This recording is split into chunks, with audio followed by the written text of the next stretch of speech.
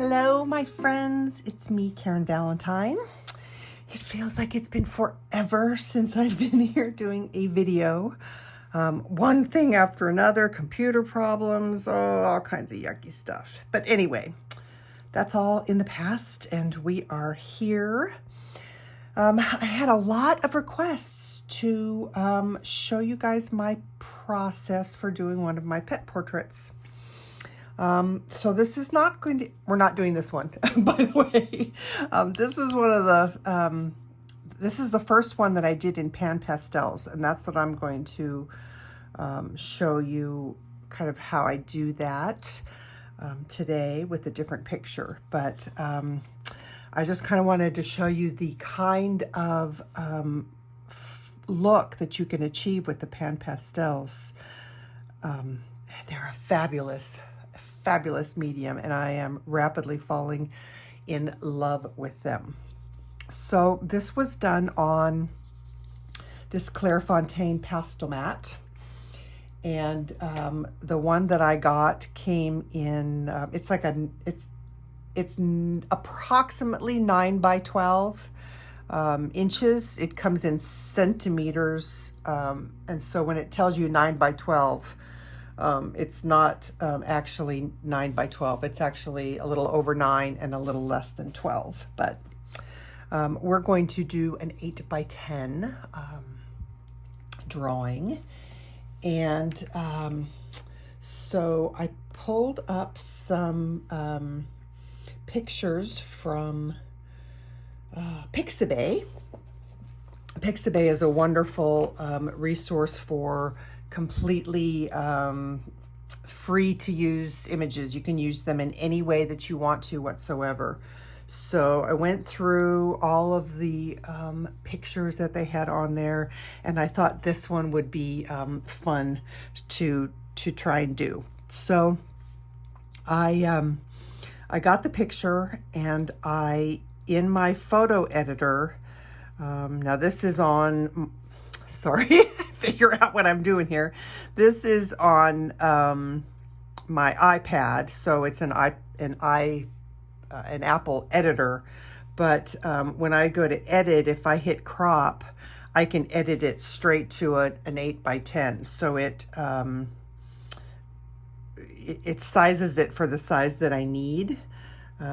You could also do a lot of this stuff in Photoshop Elements, which is the program that I generally use for a lot of my work, but this function worked really well.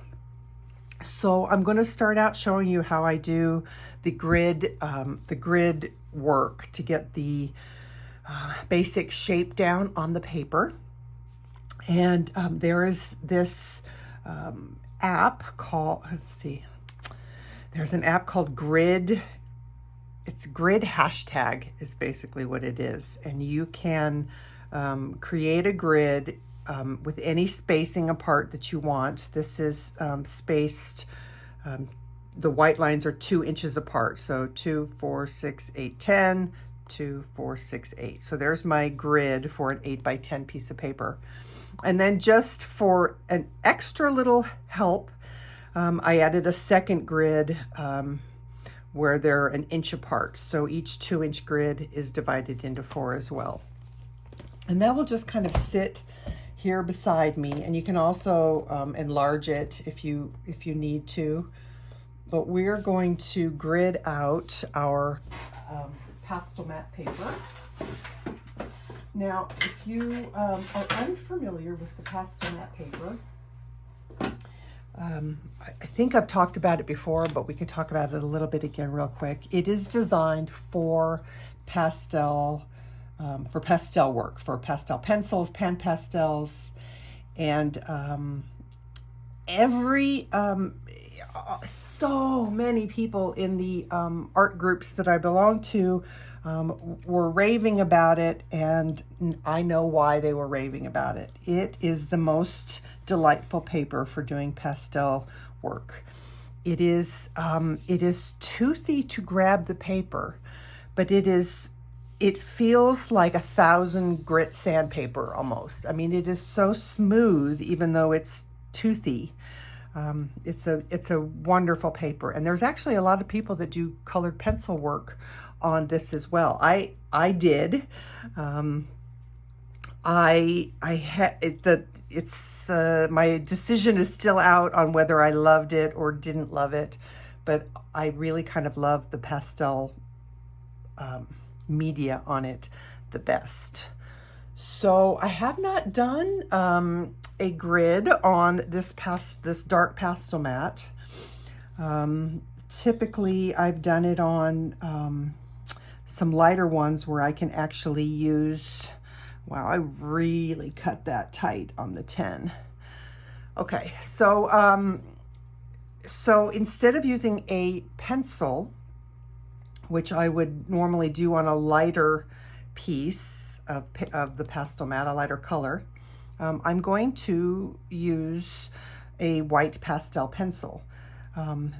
They can be blended away to disappear into whatever we're going to put on top.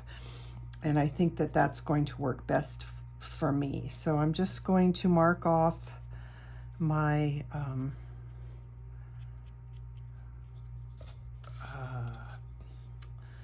my brain just stopped working. You know, the horizontal and vertical. I'm going to mark off the horizontal and vertical.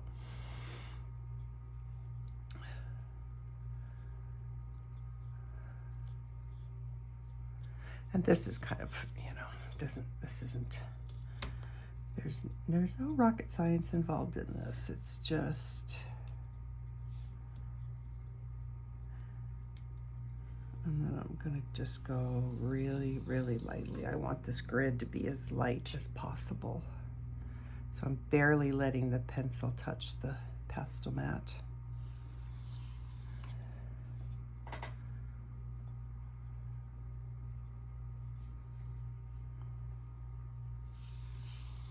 So there's lots of different ways that you can get your reference photo, line art or whatever down on your paper. Doing a freehand drawing is just not, it's just not for me. I'm not that great of a freehand, you know, like I'm not that great. I need help. And so it's kind of interesting. I've been, you know, in these art groups that I belong to, there's this big kind of never-ending debate as to whether or not you're really an artist if you use you know, a grid, or if you use if you just trace or transfer, like you could print your reference photo. Well, that just doesn't look right. That doesn't look square at all, does it? Okay, I've got to double check my math here and see what I did wrong. Well, that's right. Oh, I know why that one doesn't look right, because I cut the paper just slightly taller in this case, because I wanted to make sure that there would be plenty to go behind the mat when I went to mat it out. That's why. Anyway, as I was saying, there's some debate as to whether or not you're really, you know, cheating if you trace. And most responses from people in the art community is, don't be ridiculous. That, you know, a basic line art is just is just help. And they all kind of talk about all the great masters having used help in getting their reference photos down. And some of the most prolific, most famous artists that I follow on YouTube also use methods to get their reference photo down on the paper. So in my opinion as well, you don't feel like you're not, that you're cheating or that you're not creating true art if you are using a method to get your reference photo down on the paper. Okay, so basically, and a lot of you guys probably already know, you know, pretty much how all this works. But now I have a grid on my paper. And even though this is a smaller picture, the grid is still proportional. So when I go to draw this out, I know that when I do the drawing in this grid, it pretty much goes from this corner to that corner. That's pretty much, you know, a line that I can count on following as well. And so this is how this is the method that you can use to transfer your work. So I am just going to do that. I'm not sure how much I'm going to talk during this. I might even speed it up. I'm not sure. I think through a lot of this, we might do some real time and then some sped up stuff. Because this isn't really going to be, this isn't intended to be a traditional color along where I'm giving you the colors that I'm using and all that. I just kind of want to start by showing you my process and so on. So that being said, I will just kind of get started. Oh, one other thing. If you are using Pastel-Mat, it comes with these sheets of, I've heard it called glassine paper. Like when I look at it, it just looks like wax paper to me. So, but that is what you can use to keep your wrists, your arm, whatever, from smudging the work that you're doing with the pastels. Okay, so I'm going to just start. And really all I want is just the lightest of marks here to show me where stuff goes. So I'm just curious, there's already a mark on here. Did I do that? So it lifts off pretty well with a putty eraser. So that's a good thing.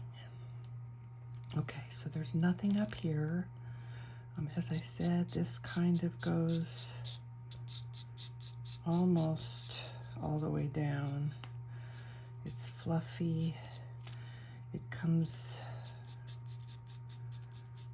over here.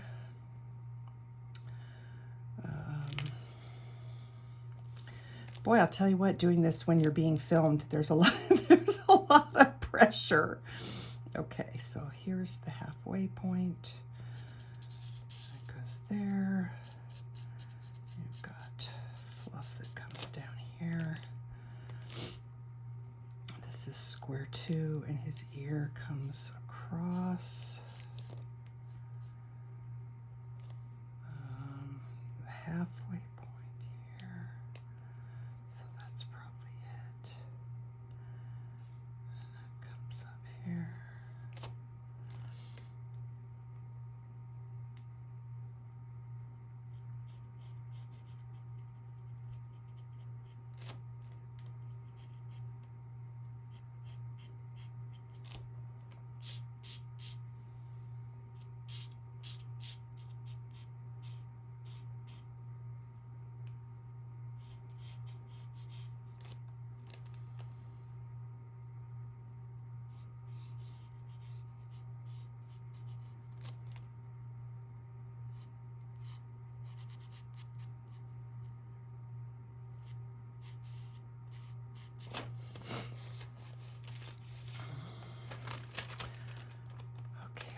Let's see.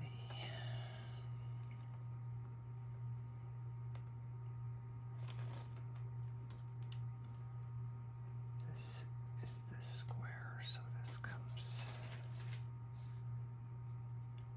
I'm sorry that you can't see the reference photo at the same time.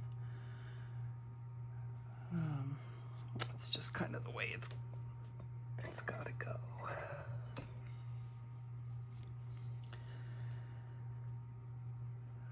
So 1, 2. I wonder if I can try and make that work better so you guys can see. guess I could zoom out. I could try that. I mean, you don't really need to see what I'm doing, I think, for this.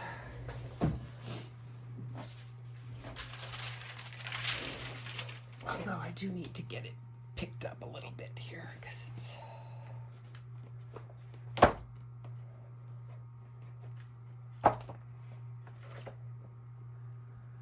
Can try that.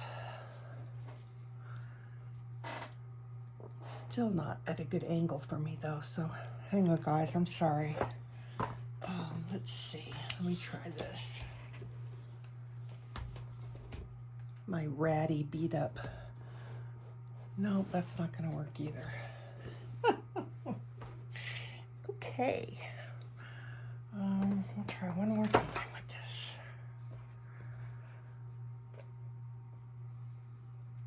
Okay. I'm getting a glare is the problem. And I don't like glary stuff. So we're gonna try one more thing to prop this up.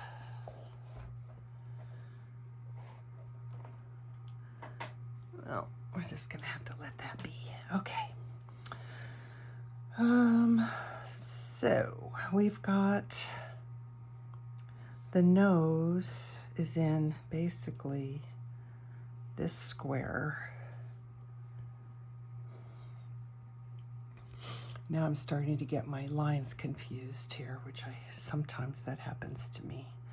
So this part of his nose goes about here and then comes up. And if this was the middle of the square, that nose comes almost all the way over. And then there's this little bit here, and it comes down.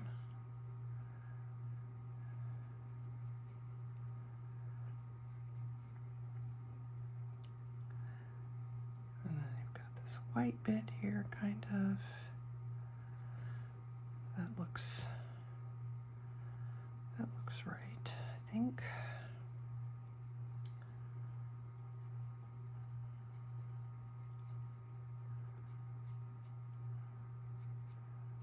This is the fluff. This is the black.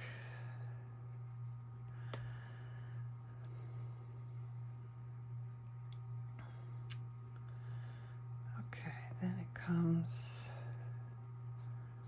kind of across here. And his eye would be, this is the middle. So his eye would be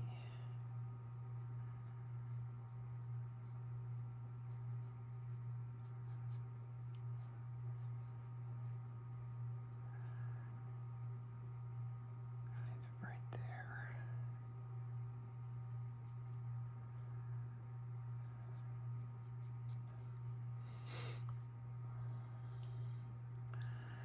And his nose came up through here.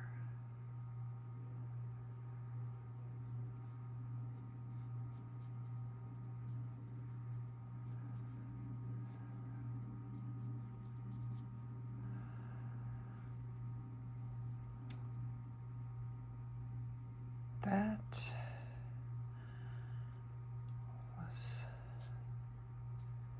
this comes down.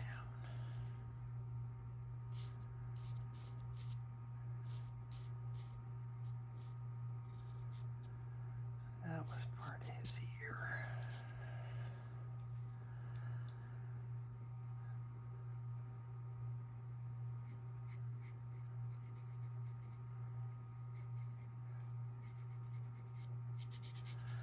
And that's ear, and then this is all floof. Floof, floof, floof. Floof.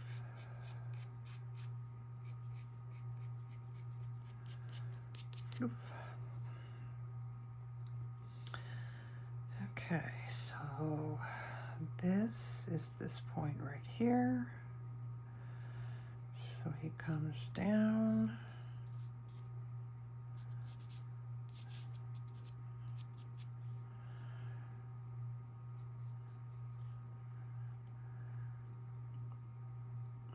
And let's see.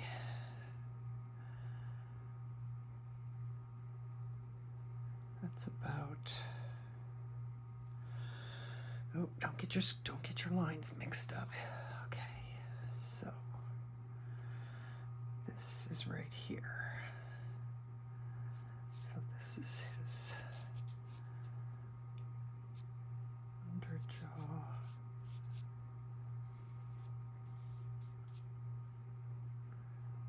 That's his underjaw. This comes down like that.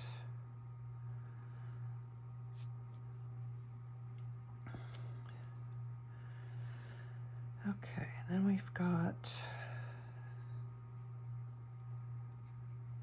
these lines here and his white bit. Let's see, this is midway point, so it's a little bit midway, then back over.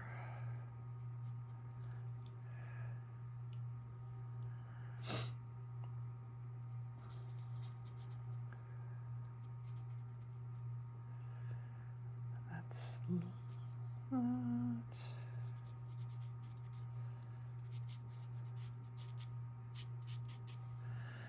Okay, and then this bit comes in kind of right there.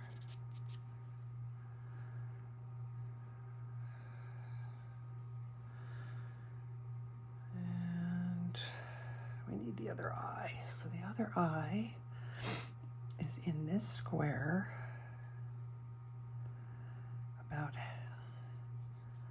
there.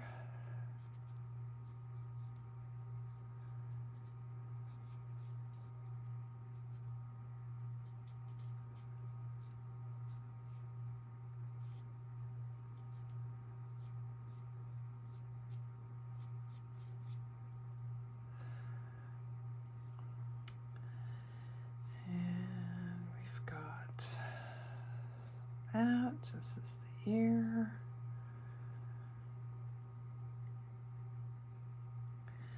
Okay, so this is this square right here. So we've got a lot of white floof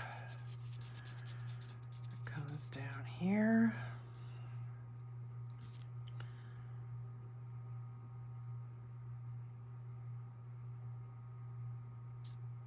And this is all white floof.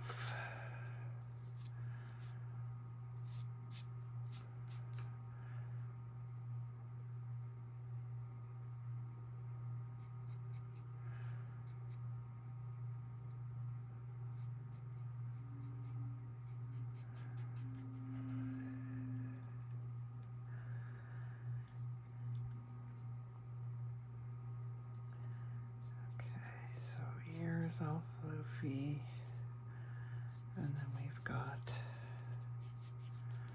this that all comes down here.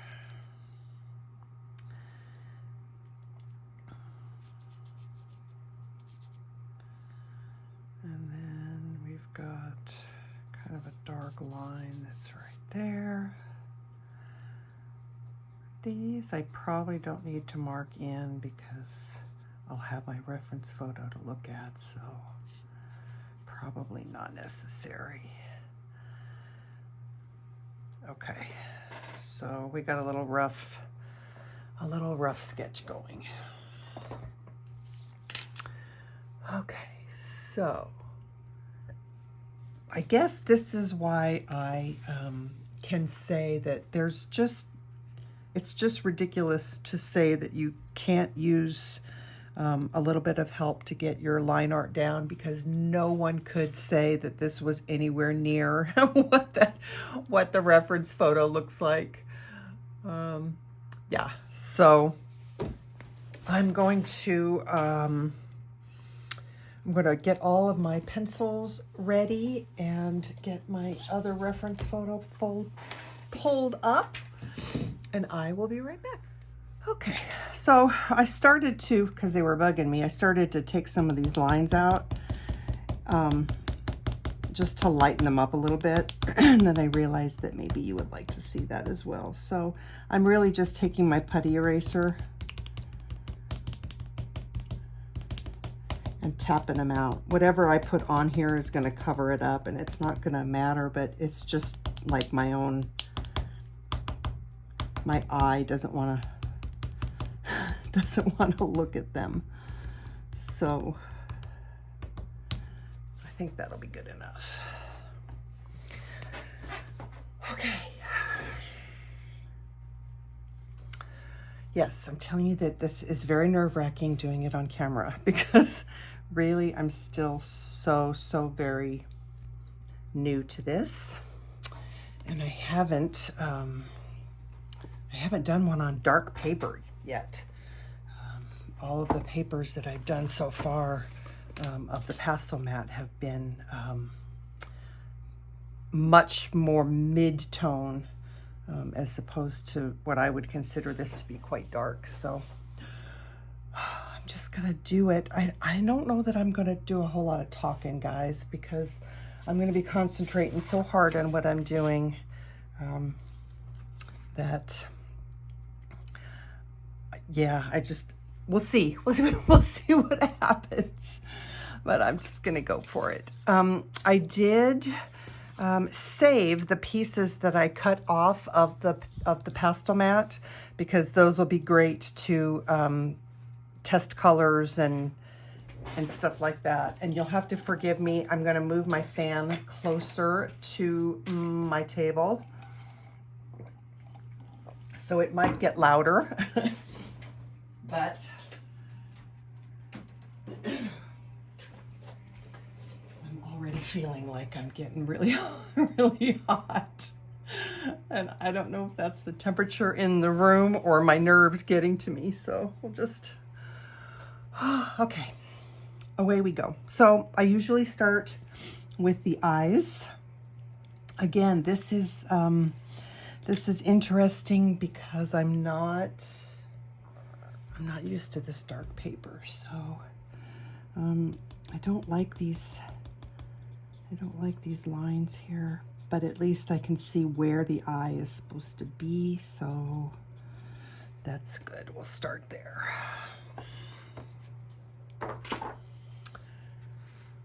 Okay. I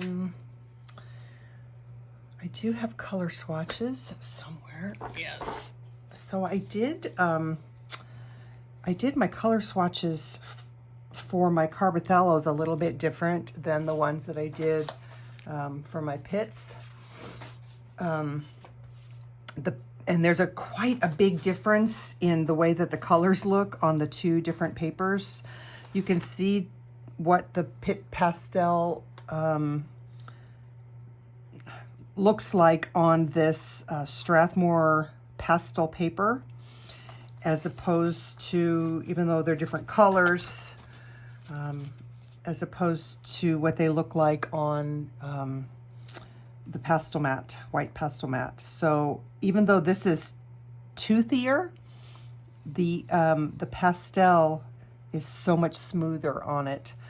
I'm not sure which method I like. I kind of just want to be able to see what the colors are.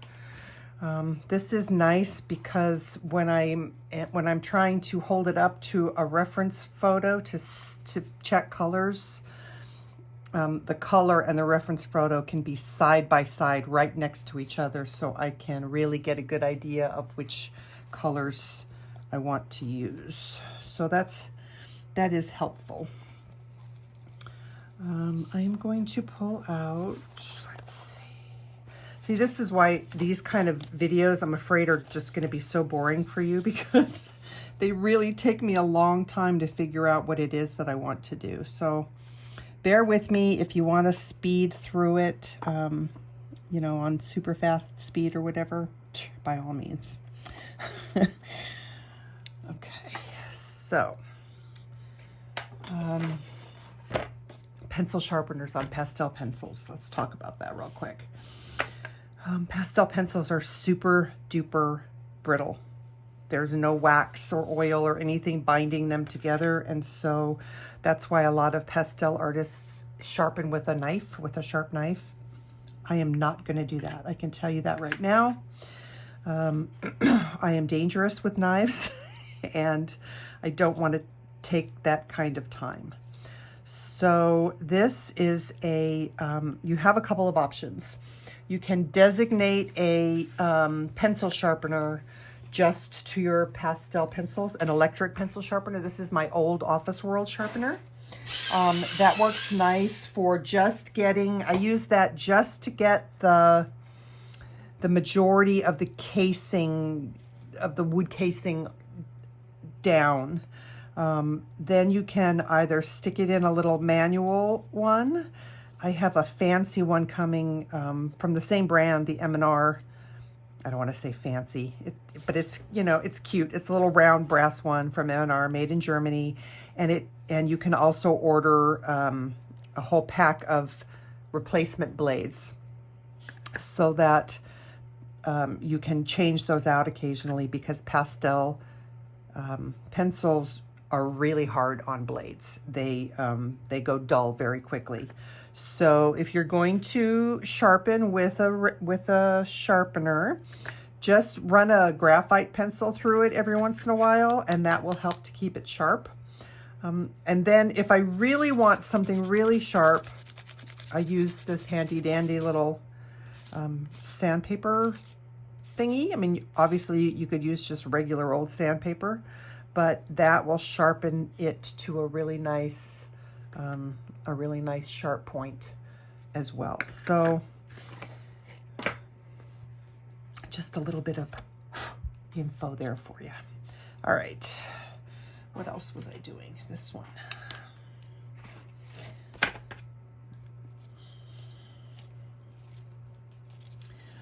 There are some fantastic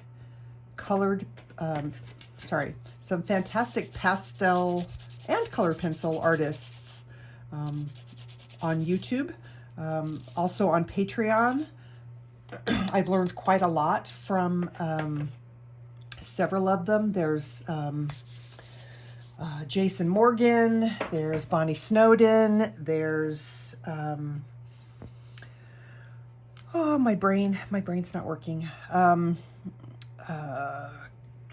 Animal Art by LAW, and I can't for the life of me think of what her initials stand for.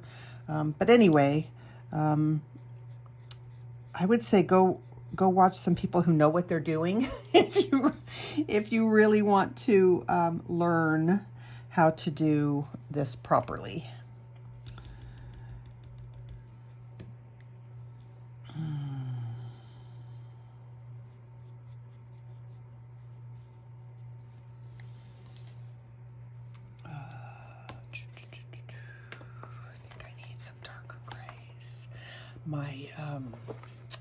My colored pencil, not my colored pencil, my set, my notebook.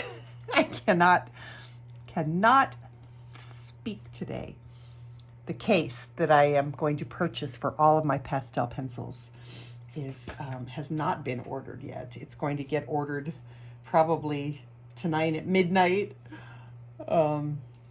when Prime Day begins. I don't know if anything will go on sale that I want, but now this is looking very blue. Oh, because it's Payne's Gray. I don't want that blue yet.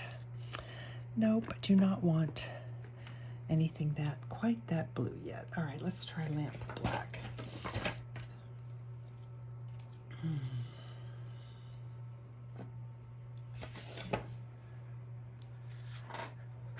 Got to remember to sharpen over my box, or else it's going to be a mess. Okay, so again, this is interesting because I'm so used to being able to kind of see what I'm doing with the blacks. Okay, so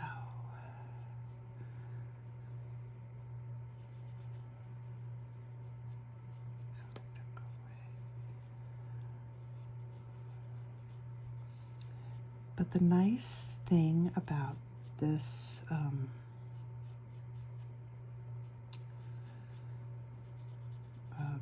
this medium, the pastels and the pastel matte, is that you can work light over dark,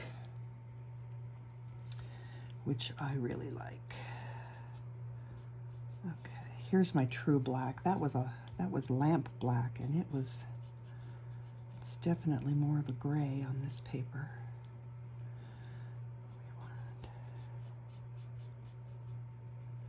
So the eyes, to me, are the most important. If you get the eyes right, everything else, you know, kind of falls into place. I'm looking for my wax paper that I lost. It looks like I lost somewhere, so I will grab another. Oh my goodness. Hello. Okay, time to tighten up the tripod. Oh, that was too funny. I'm just gonna let that stay in there. Okay. All right, here we go.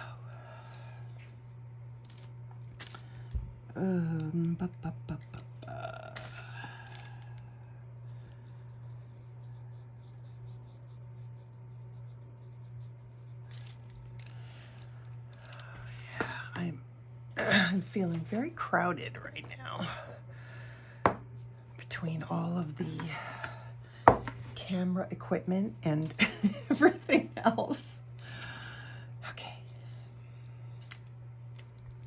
All right, we've got some highlights in the eye, and I want to make sure that those stay bright enough that I can tone them down if I want to. So we'll get those in first.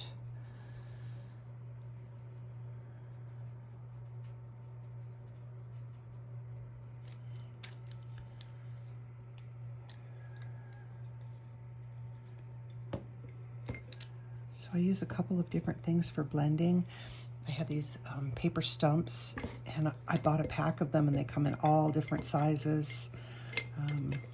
They also come in, what do they call them? Tortillons. So you get paper stumps, and you also get these kind of hollow paper wraps.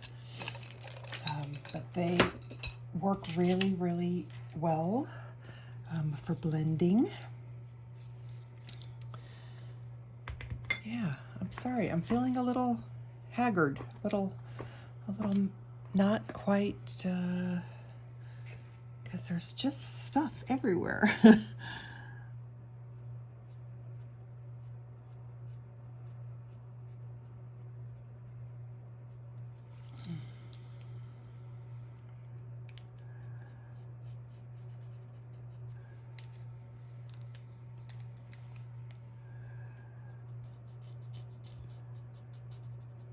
So if you are not, when I showed you how to grid this, I was gridding it from using the grid on my iPad. You can absolutely 100% print your reference photo in the size that you're going to be doing it in. That's very important. And then just draw the grid lines on your reference photo, and then draw the grid lines on your paper. But you want to make sure that you're looking at your reference photo in at least the size that it actually is, because it's going to help so much.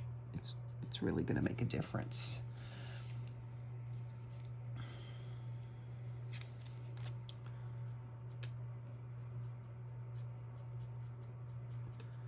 This is yeah, this is really a different experience coloring on this really dark paper. I'm not saying I don't like it, it's just different. Okay, I want a darker brown. So right now I'm using the Stabilo Carbothello pencils. And I really, really like those. I have two brands right now, the Carbothellos and the PanPastels. And both of them are very, very nice. I actually have one other brand in my Amazon cart right now.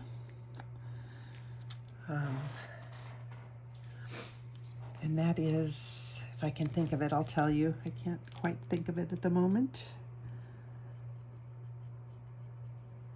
But I like to have lots of colors. You can't really blend colors. I mean, you can to some degree, but you know, by layering your colors, you can blend them a little bit. And I'm probably putting more detail into this than I really, really need to right now. But that's just kind of the way I work. I want to get the eye kind of to where I'm happy with it. And so far, I'm not very happy with it.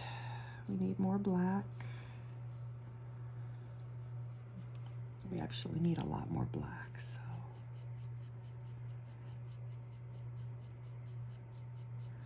You can get a lot of layers on this paper if you layer lightly. That's getting better. Let's see, I need some grays. Let's try. Oh, what else do I want to tell you? Oh yes, so the pencils, both brands of the pastel pencils that I have do not put the color names on the pencil. You only get a number. And that bugs me. I don't like it, especially because I'm not paying so much attention to the number when I've got a bunch of pencils in my hand and I'm trying to find the right color. I want to be able to look at the color name, and so that I know that yes, that's the color that I wanted. So when I number them to go into my case, I put the color name on there as well, because I want to know that information. All right, I'm feeling a little bit better about that. We can always come in and do some more work on that later, but for right now, I think it's okay. Maybe a little bit more black.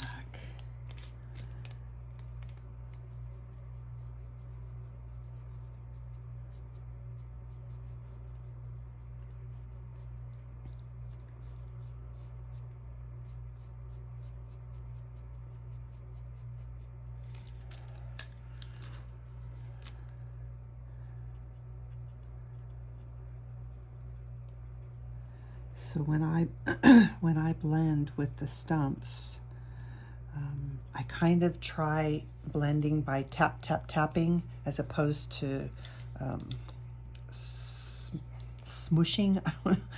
I don't know how else to, because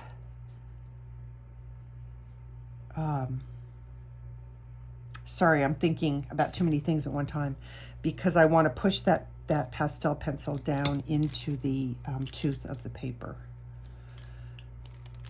Okay, this eye, I'm a little unsure about my lines here. So this is the white, this is the white. Assuming that this is the line, so that's, I'm going to block that in real quick. Just pick a random color, I think we'll go with. So this is the edge of the fur. Okay, that's going to help me. So that's the eye.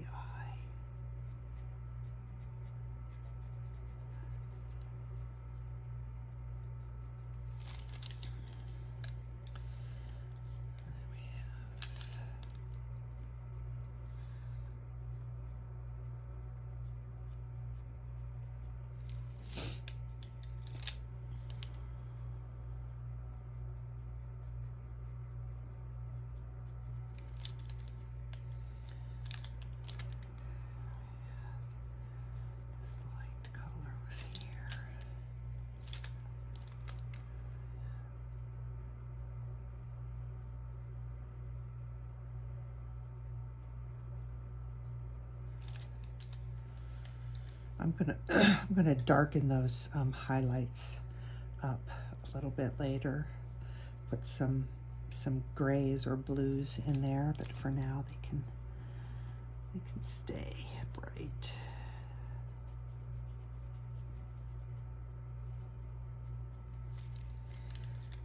Okay, and then his black pupil is kind of hiding, sort of, in here.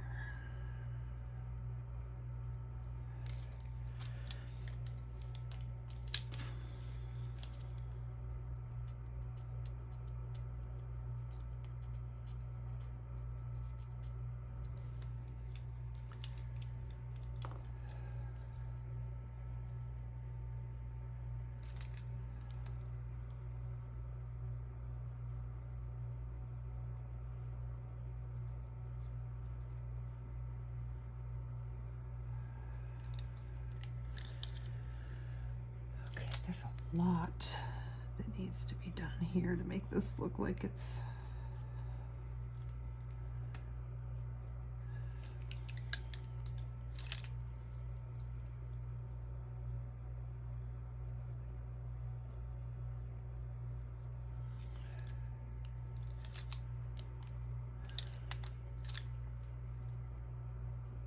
actually, I think I want gray.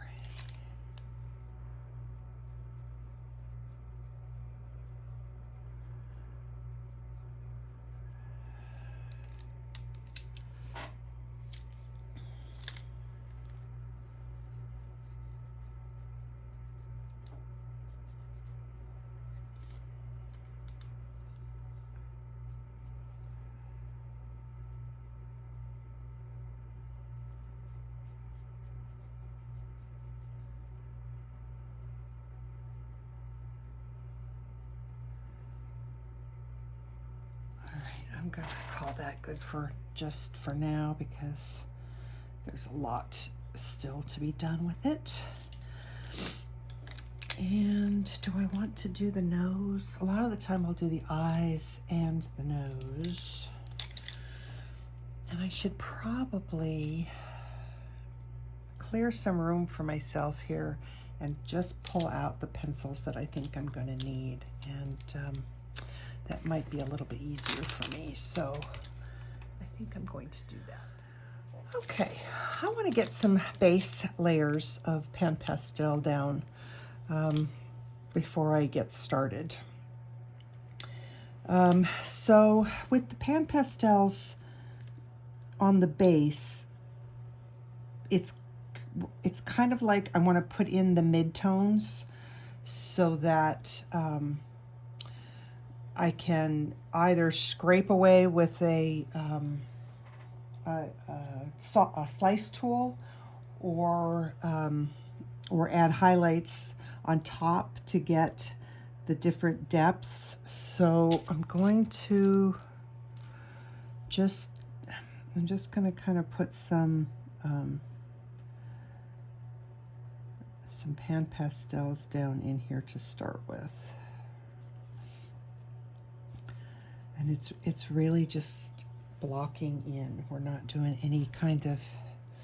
we're not doing anything fancy yet.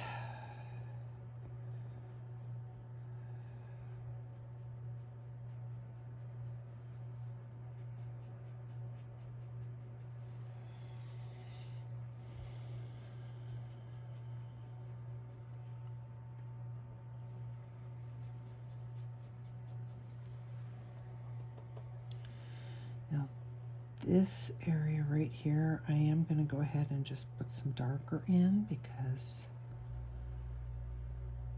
it's darker in the photo. And I'm debating on doing a little bit lighter right here.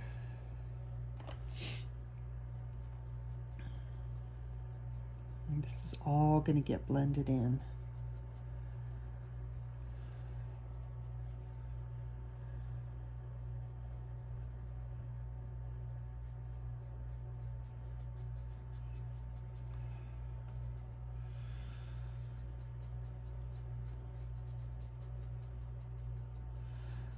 So this pastel mat can be kind of rough on your soft tools, especially these little small ones. You know, because the paper is textured. So just be aware. They don't last forever. And if you wanted to use the big sponges, those last a little bit longer.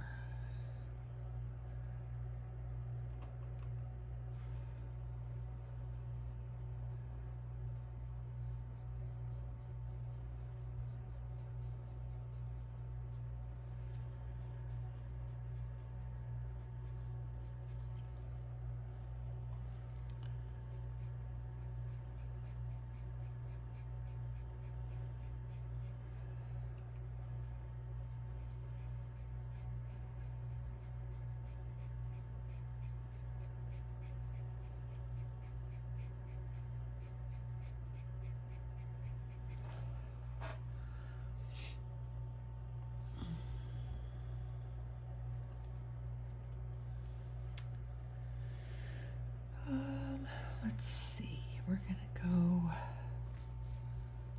his mouth is dark down there, and then it kind of gets lighter right here, and it's pretty dark right under here.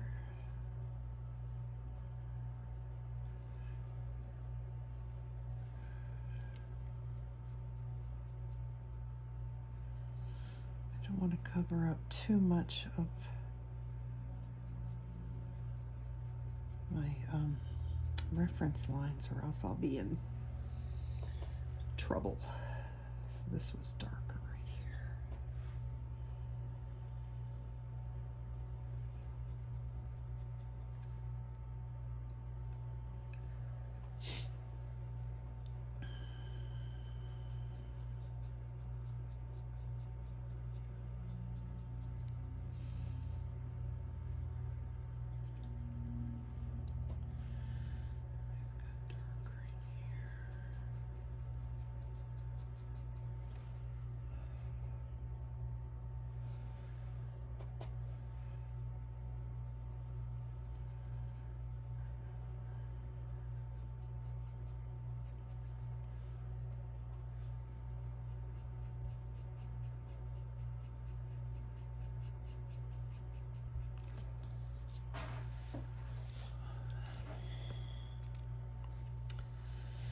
Quite yellow up there,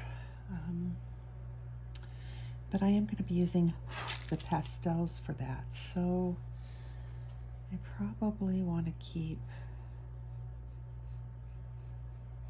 these darker tones in here. We can always use the pencils, will lighten up.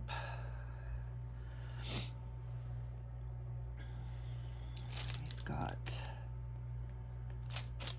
darker tones right here, and some darker tones right here.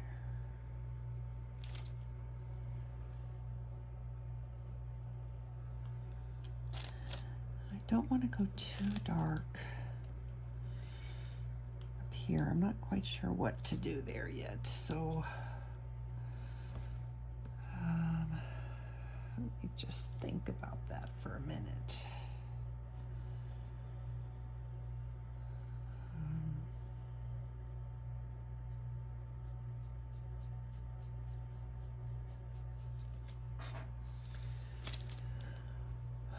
What do I want to use as a base?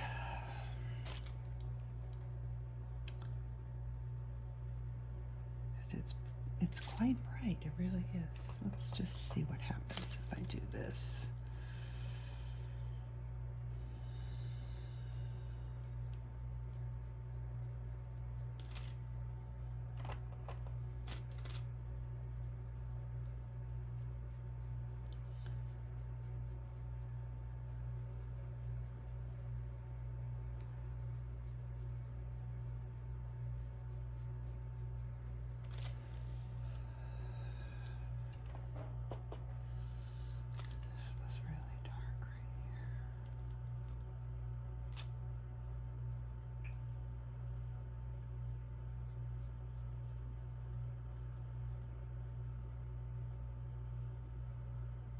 Oh, no, I'm confused. I just confused myself. Okay, so this is the top of the head. That I put in the wrong spot. That does not go there, which is okay. Not a big deal. That goes here.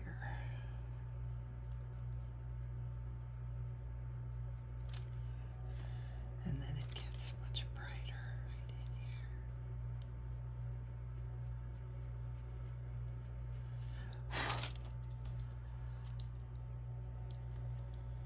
Okay, let's put, then I have to decide what I want to put in to go underneath the white. If anything, do I want to let the gray be the dark tone, or do I want to go ahead and put in, because the reference photo is quite bright white in here. Very, very, very bright white. So I think we're just going to go straight for some white in there. And in this case, I'm going to use these little lipstick applicator thingies that Amazon Tammy recommended. And hopefully that I'm doing the right thing here, because, yeah, hopefully I'm doing the right thing.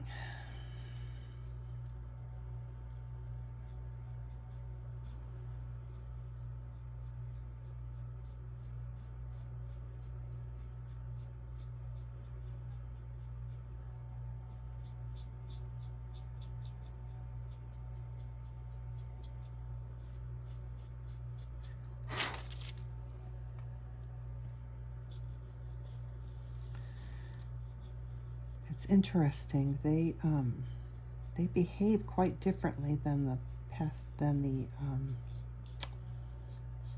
soft tools. But I think I still like them. I could probably just come in with pencil for this part. So I think I'm going to stop. I think I'm going to stop and let pencil do most of the rest of the work. So I'm going to just take my finger and I'm going to push this that I've done already kind of further down into the pastel mat, because we want the layers to go down into the tooth of the paper so that we have room to lay lots more layers on top.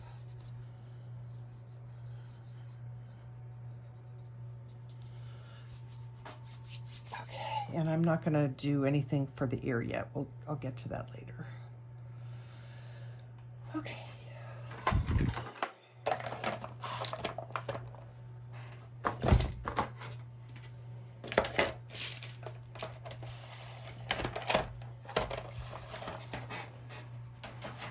Get those out of my way. This back here. Okay.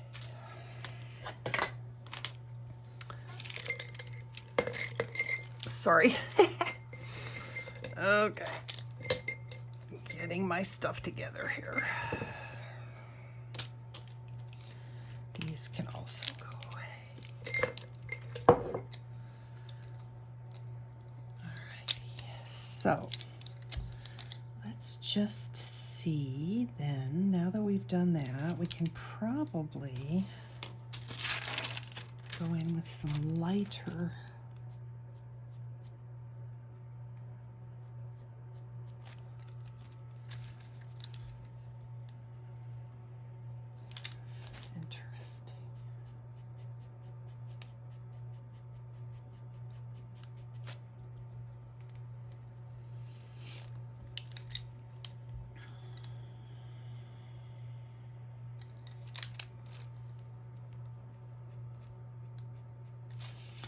So we've got that dark line that I don't want to fail, to make sure that I keep.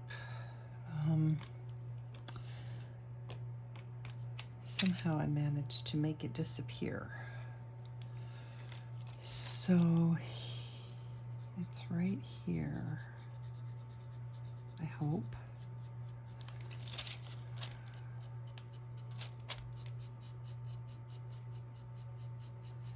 Maybe even closer.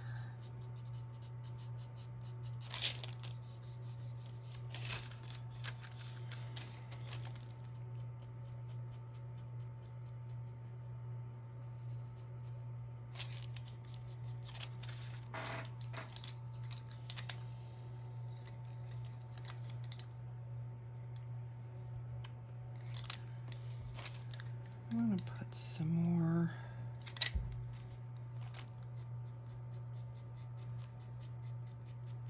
of this. That might not even be red enough. What else do I have here?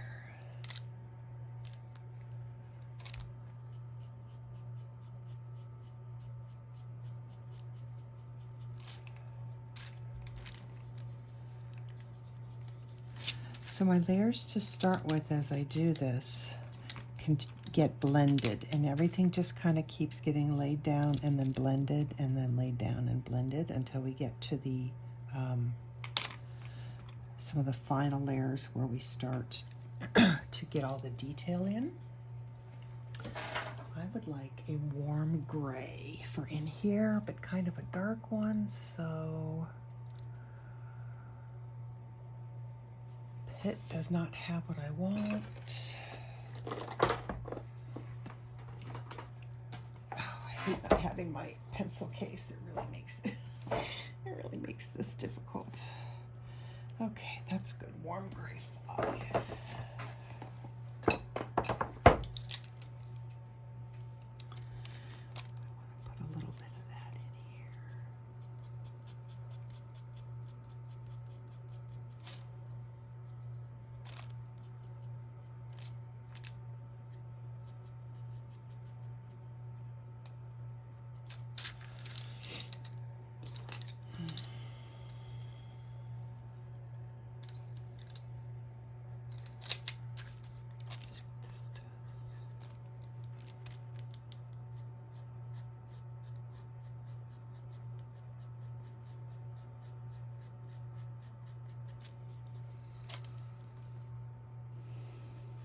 I thought I was going to love this really dark paper,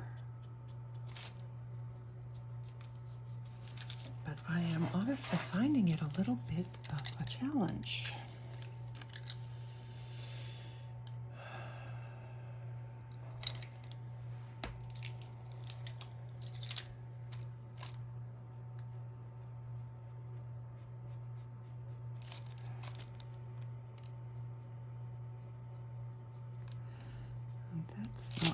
That's not right either.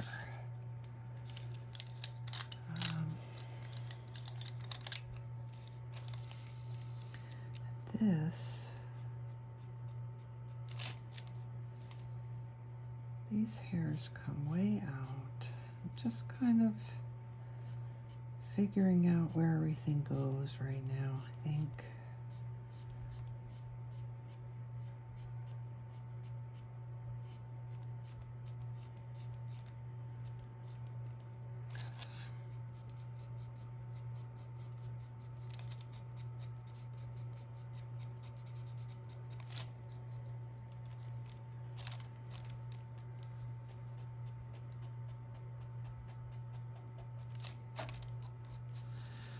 This is looking quite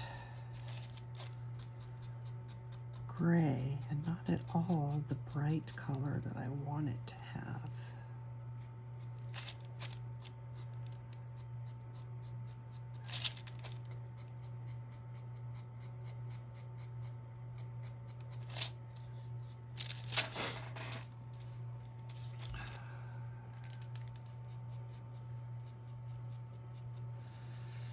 And I feel like I'm putting details in right now that I would not be doing yet, but I'm doing it because I'm unsure about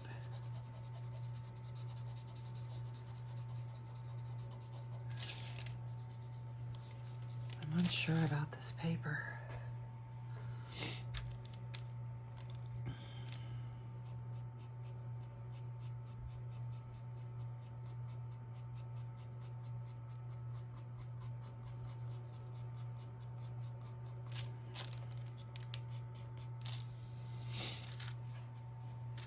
I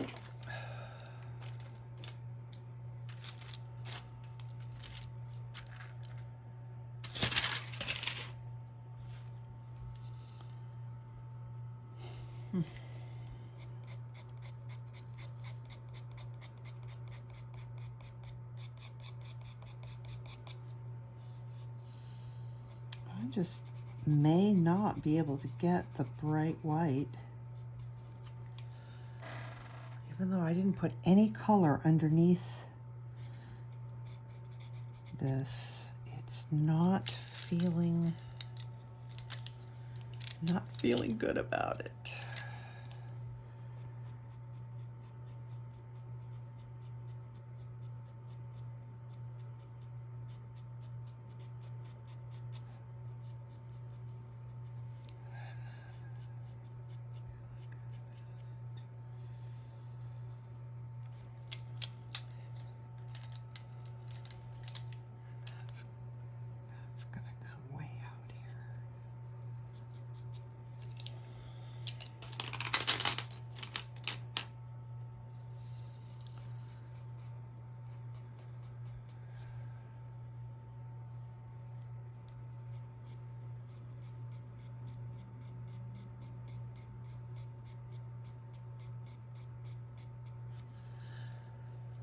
I normally wouldn't start doing this yet, but I don't know.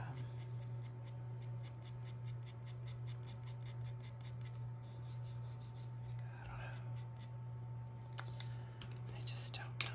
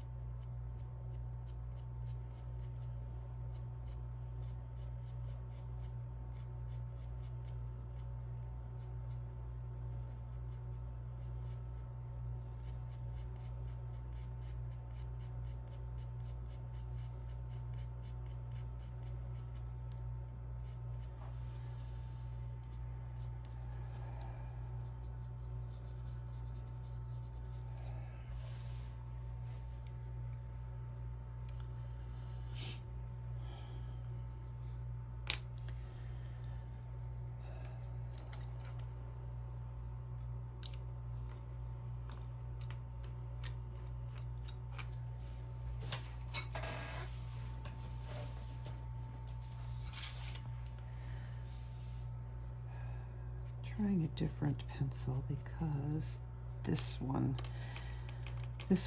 even though it's one of my favorite colors to use, has been kind of a difficult pencil It keeps breaking on me, and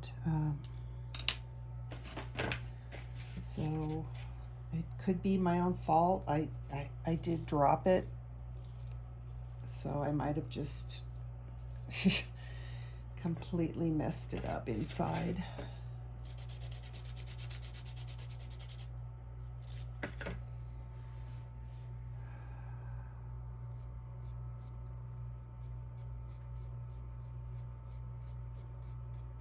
So right now I'm just kind of experimenting to see if I'm even going to keep going with this, or if I want to start over and do it on a different color of paper, because I don't like this. But it might just be that it's way too early for me to decide yet. I mean,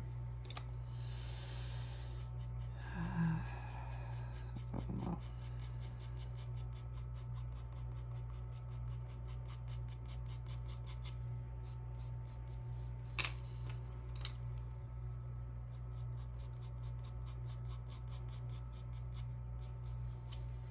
No, that's way too yellow.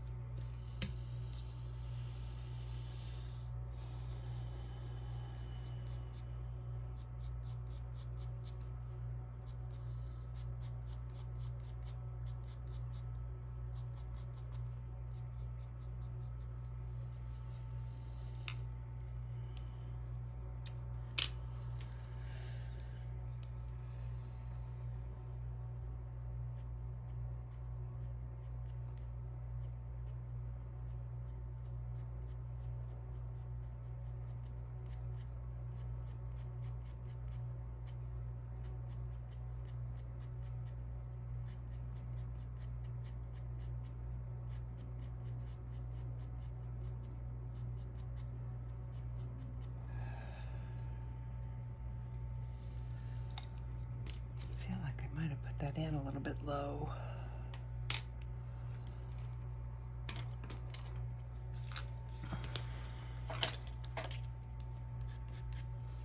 It's too red.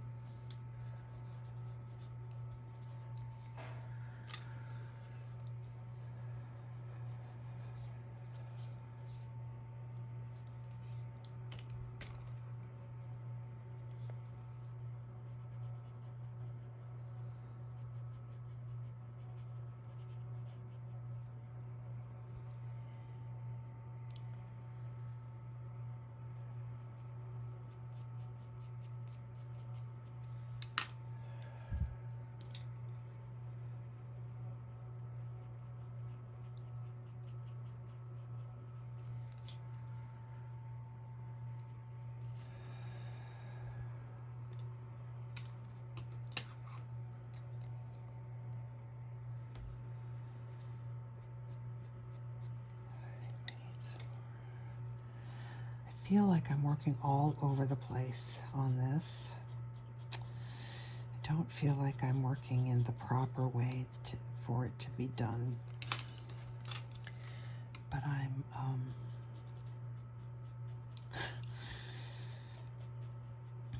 not feeling super confident about what's happening right now, to tell you the truth. We might get there in the end. We'll have to see. I kind of don't want to give up yet. And I think part of the problem is filming makes me a little nervous. Not that I'm nervous filming, but just like, you know, on something that I'm not feeling really good about. That's not the best way to go about getting good results on this page.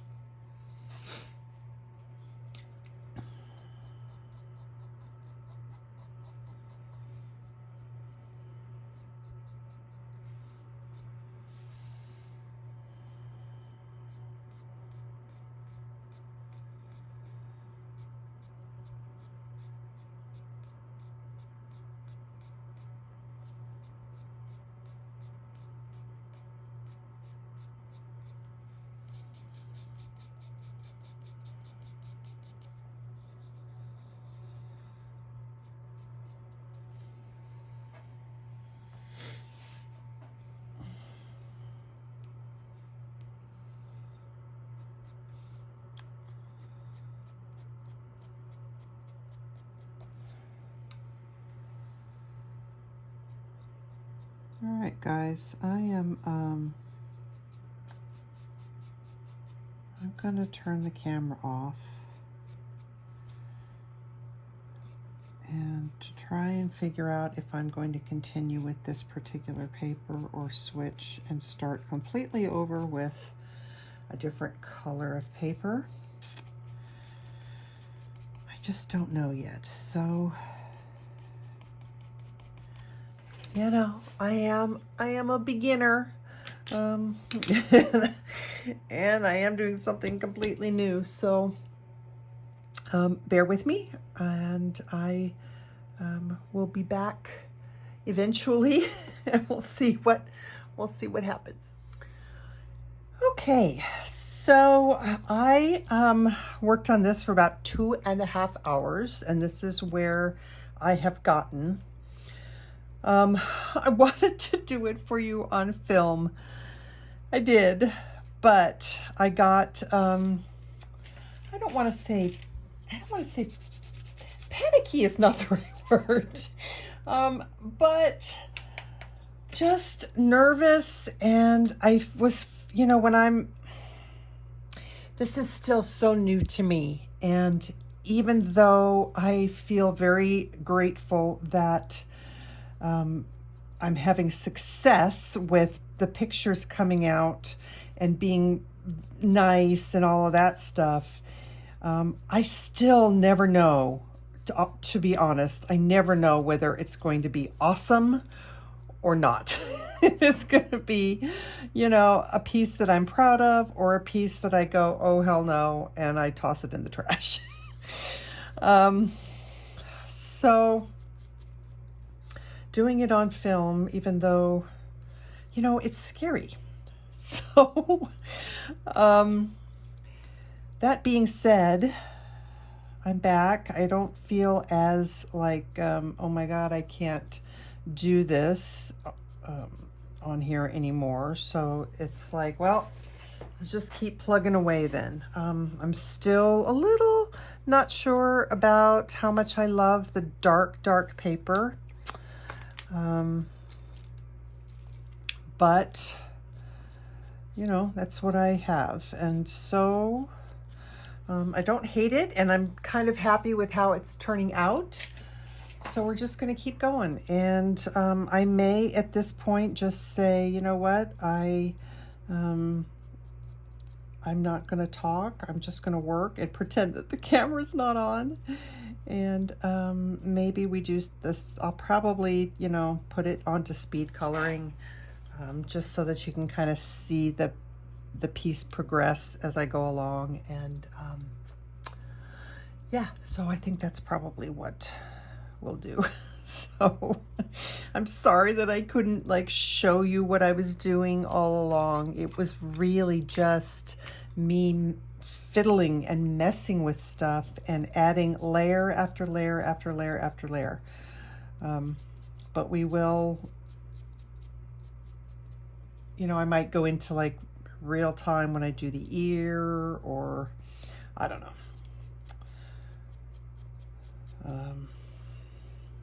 But anyway, I'm just going to keep on working, and we'll see what happens. Let's see, what do I want to do? I want to maybe work down here a little bit.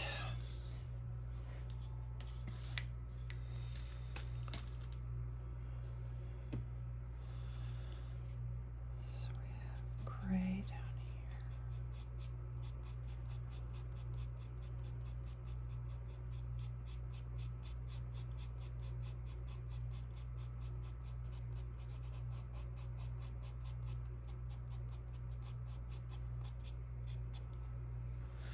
Maybe should have done a warm gray on that one instead of a cool gray.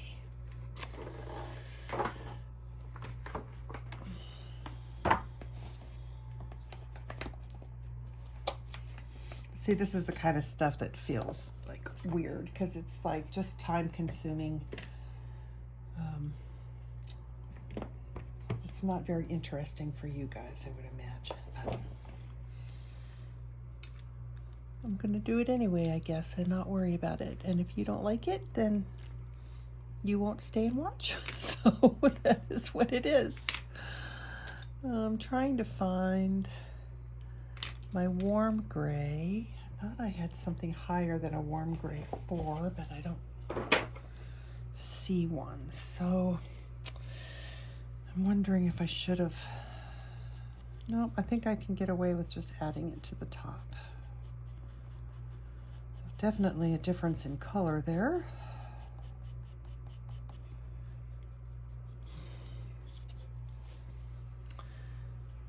And some here.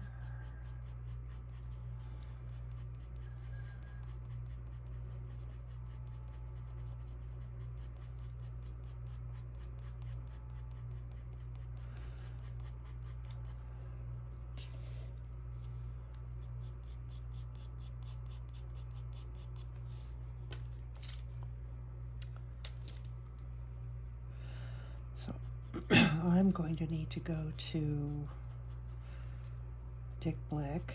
Thankfully I have one close by, and buy a whole bunch of white and that light flesh color, because I find myself using them more than anything, and I want to make sure I have them if I need them.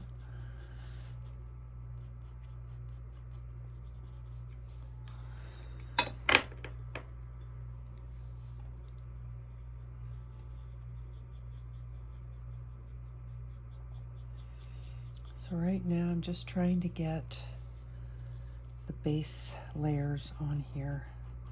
Try and fill in, not completely fill in the tooth, but just kind of start filling in some of that tooth so that we don't have a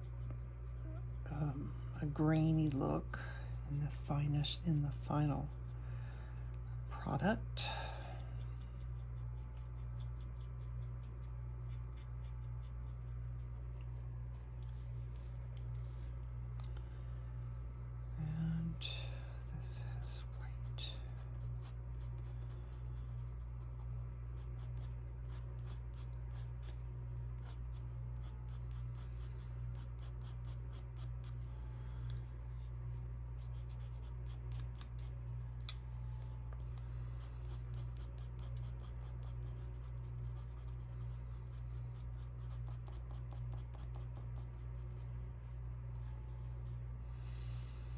And this is going to come over that hair right there. So we want a little bit more of this space in here. I wish there was a way for me to overlay the reference photo for you guys. I've seen some artists do that, and it's so nice because as you're watching them work, you can see the reference photo in the corner. I don't have that ability, to my knowledge, with my editing software, so we have to do without. And I don't know how to get this in here and the reference photo. Not really. No, I just can't. I'm sorry.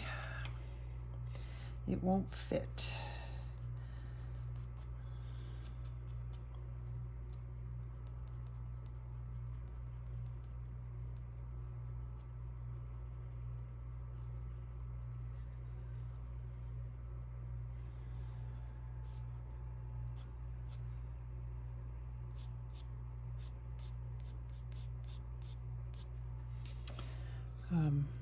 One tip I have for you when you're doing hair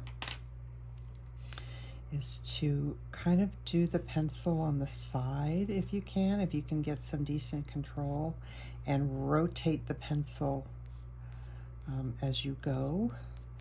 It will help not only give you a thinner line, but it helps to keep the white a little bit brighter.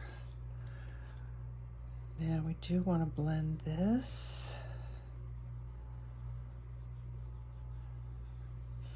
And let that be soft, and then we'll go back over it again.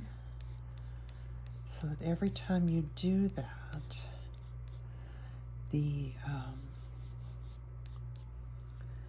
fur gets more depth, because the upper layers are always going to be brighter and crisper than the layers below. Okay, so we wanted to also try and make sure that that looked like a shadow and not brown hair. I think I got ahead of myself there because we want that to stay fairly white. Every time I do this blending on this dark paper, it just blends the white right away. It just turns it into gray.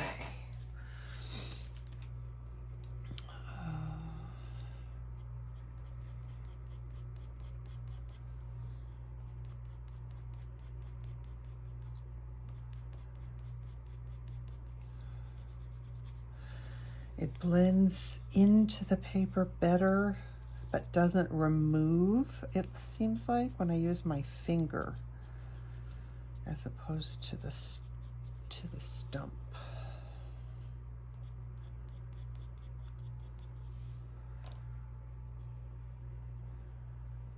I don't like what this looks like right now.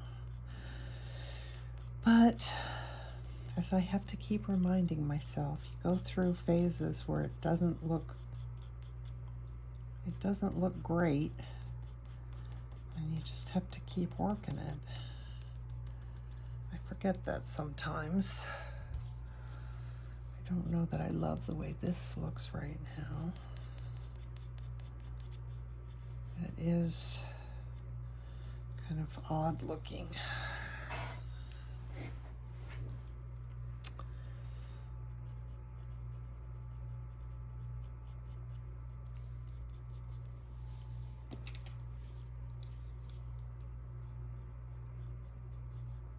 It's almost like when I use these, it pulls quite a lot of what I've added onto the paper back off again. So I'm not sure about those.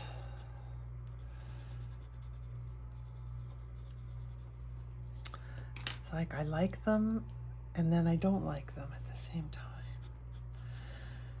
Okay, so this hair,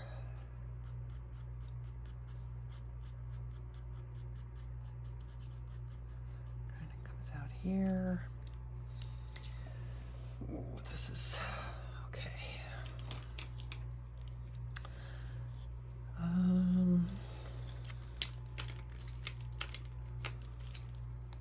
Just get some of this down here.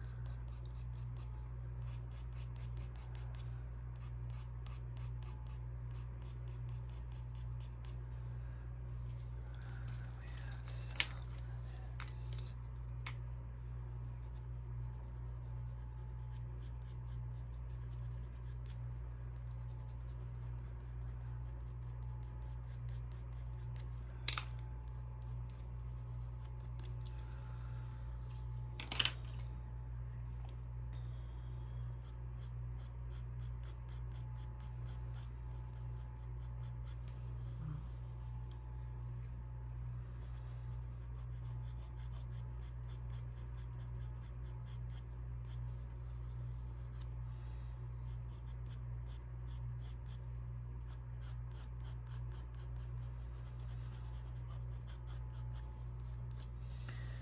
Part of me wants to pull the PanPastels back out again. This is still not looking right. Does that need to be even darker under there, I wonder?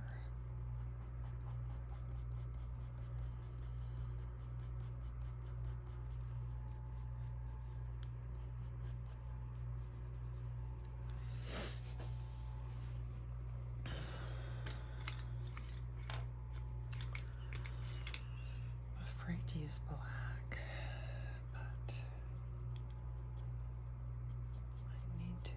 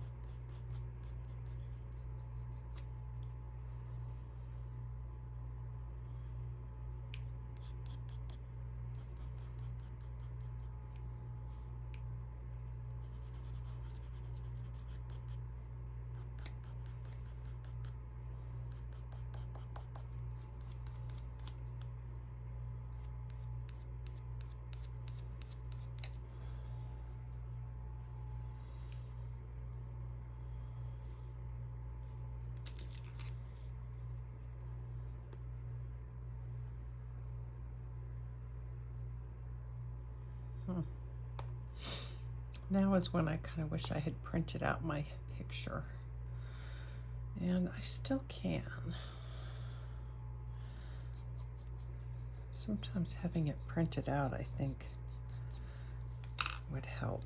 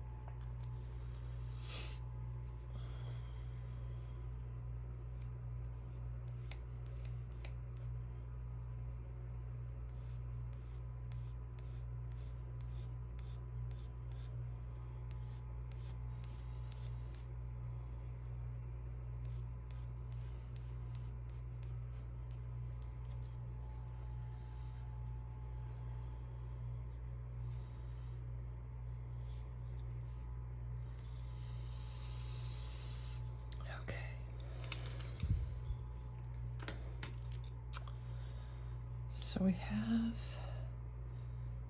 this shadow, and then this here would be darker. And then there's this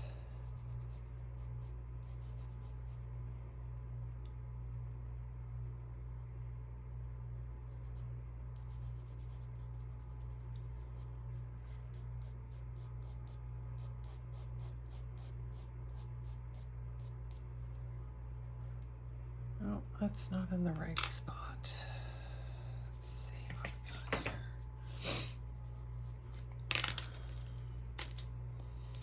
So this is the bottom of the lip.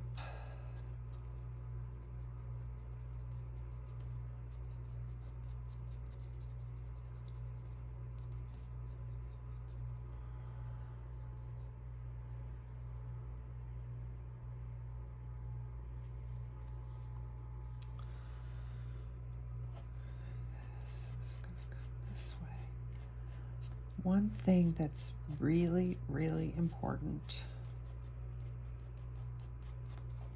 is making sure that your strokes are both the right length for what the hair is supposed to be. So you want to make sure you do really short strokes for short hair and longer strokes for longer hair. That's going to make a big, big difference. And the other thing is that the strokes are going in the direction that the hair is going. That is another really important thing to do if you want it to look like your reference photo. There's something going on here that just does not look right to me at all. So I got to work on that a little bit. This is why I was kind of feeling weird about filming it all, because, you know, I watch these teachers, my teachers on YouTube, do stuff, and they make it look so effortless and you know, smooth, like they just confidently go through the whole thing. And I am not confident, and I feel like I'm having to keep fixing things and be like, oh, that's not right, that's not right. And so for learning, that's not the, you know, that's not the best way to learn for you guys, I feel like. All right, what do I have to do to this to fix this now? This is think I want to.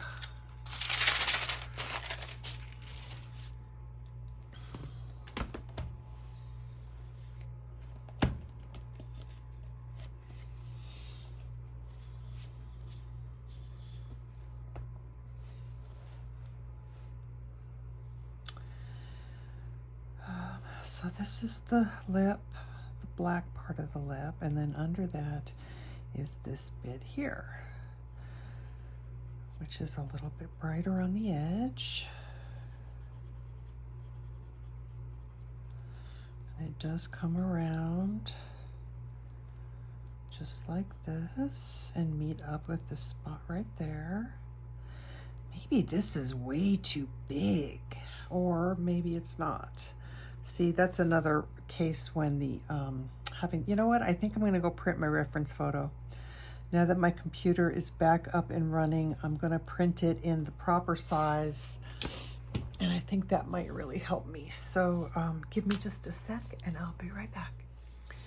Okay, so I printed out the image. I obviously need to clean my my printer, or my print heads, because I have some lines going through it, but at least I think it might make things a little bit easier for me, and I still have the computer to look at for my colors, and I'm just going to cut off that excess because I really don't need it.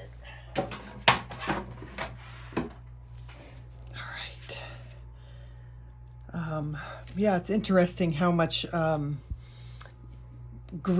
much greener and yellowier this printed up. So I need to be careful because that's not the colors that I want to do. The colors on my screen are definitely closer to the colors that I want. But we'll be able to see things like size of stuff. So obviously, as I look at this, I've made this way too big. That needs to come probably closer to that. And then, let's just see, nose. Well, let's just cut off some more. Just cut off that white bit, because I don't need that either.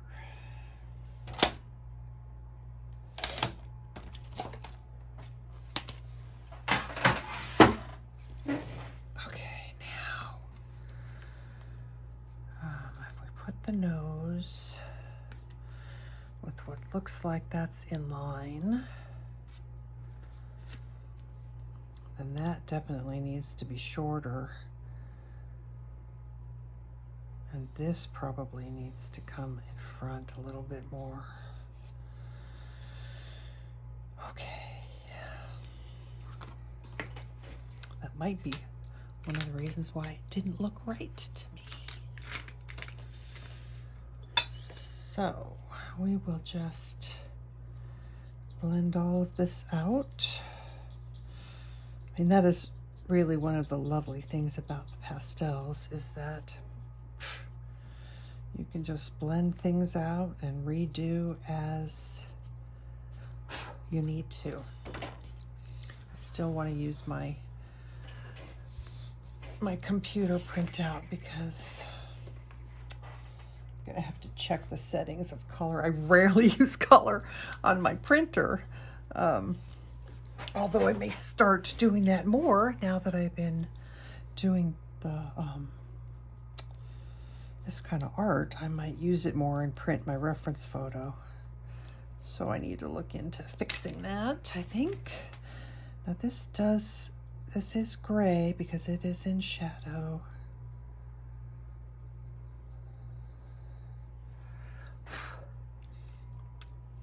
But I can't seem to make that look right, and I don't know what to do to fix it. I just don't know. That's one of the things that I get frustrated by sometimes. It's like I can look at it and go, I know that it's not right,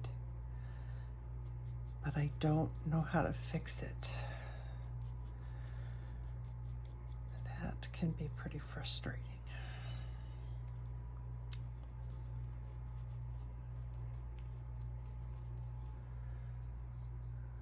All right, let's just let the gray that's there stand as the gray and see if we can add some more of this white fur.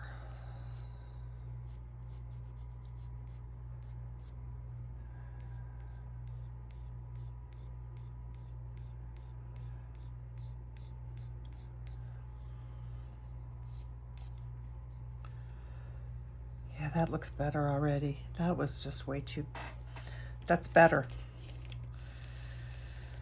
Okay, so now we have this. Something here is not right too. I think this is supposed to come over here.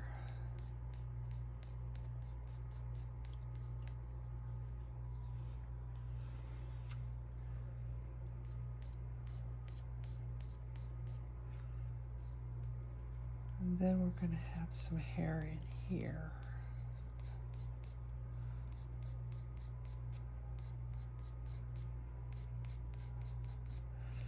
This is just kind of, I'm not, this isn't like the final, this is just kind of me blocking out what I have to do.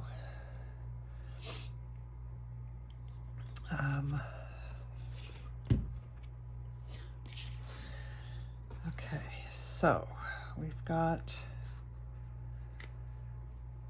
ooh, okay, something's way off here. What did I do?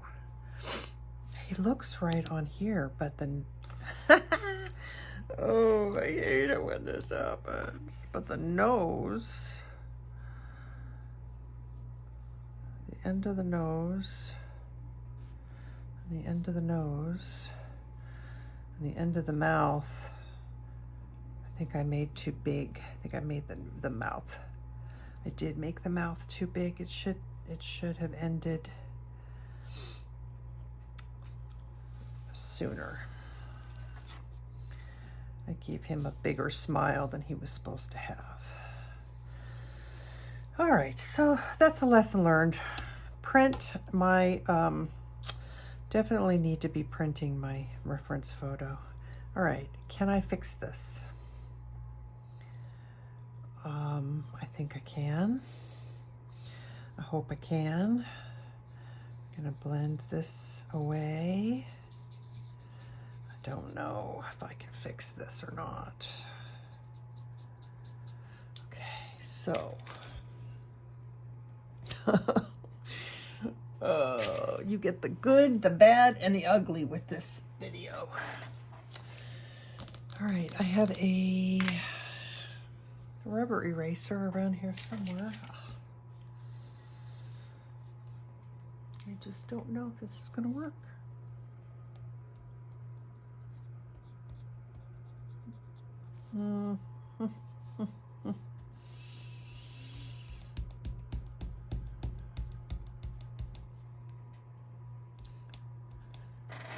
Okay, I think that pulled up color to the paper. So if the mouth, let's just do this the right way then. I need a shorter ruler though. I don't want one that long. It will bump into my, can I use this?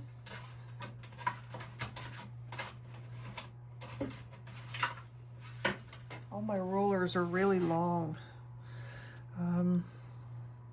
Okay, so if the mouth, oh, well that worked out okay. The mouth goes to that line right there.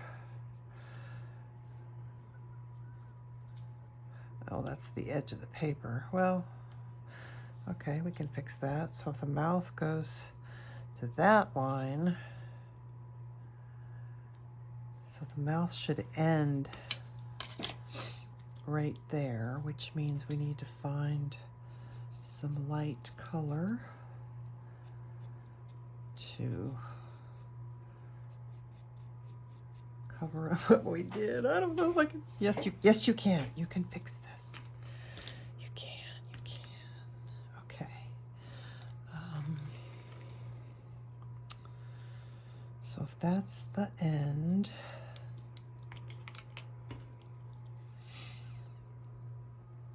this comes dark right here. And this we have to try and cover up and make look like the rest of the face.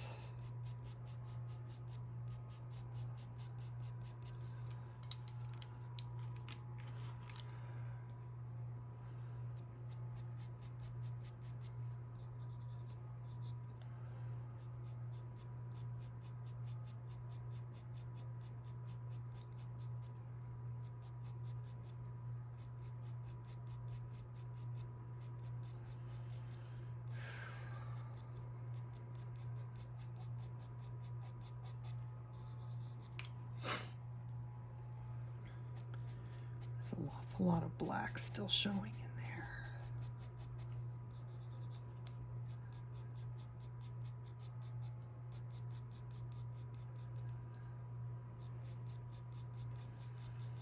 And the color differences on the photo I printed compared to the photo that I was using is really messing with me.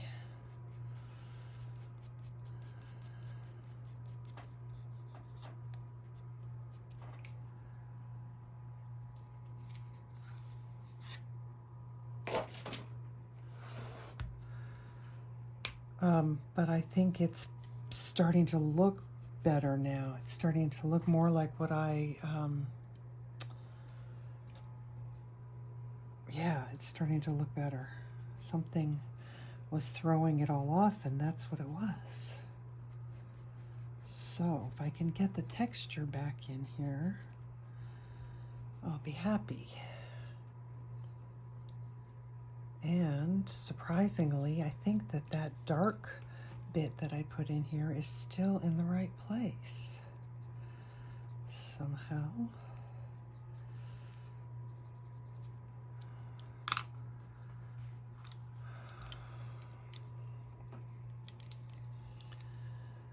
Oh, there's still so much to do. It just doesn't.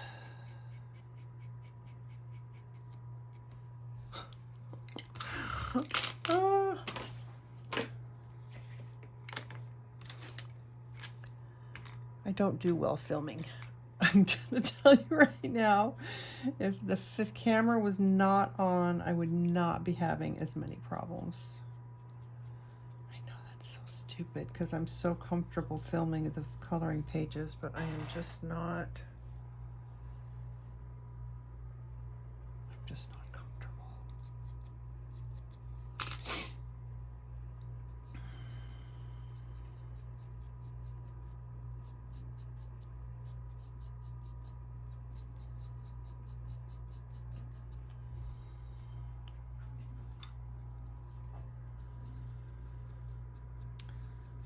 I'm having a really hard time with the texture on this one.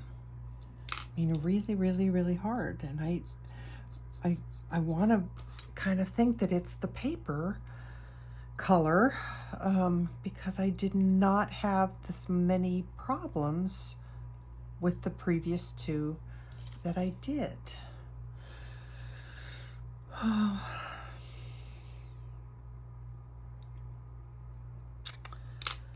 Yeah, I don't know.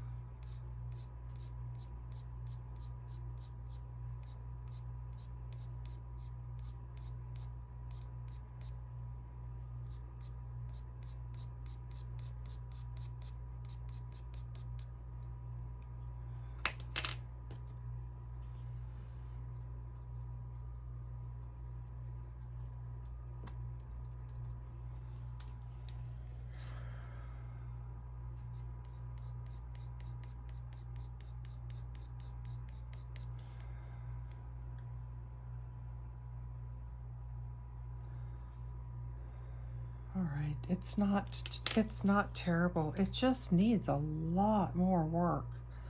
And I think that's just where I'm starting to feel like I'm not doing a good job, but it's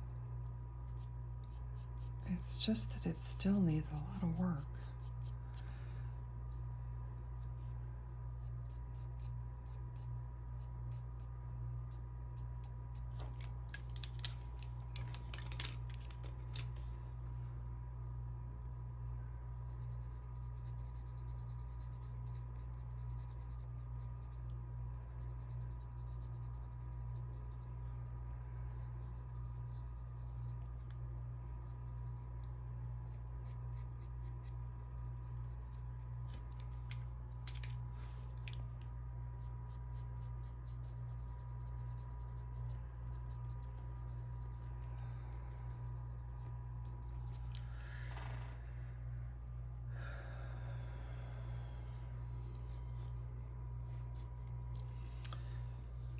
I think this is going to be the hardest part of the piece right here.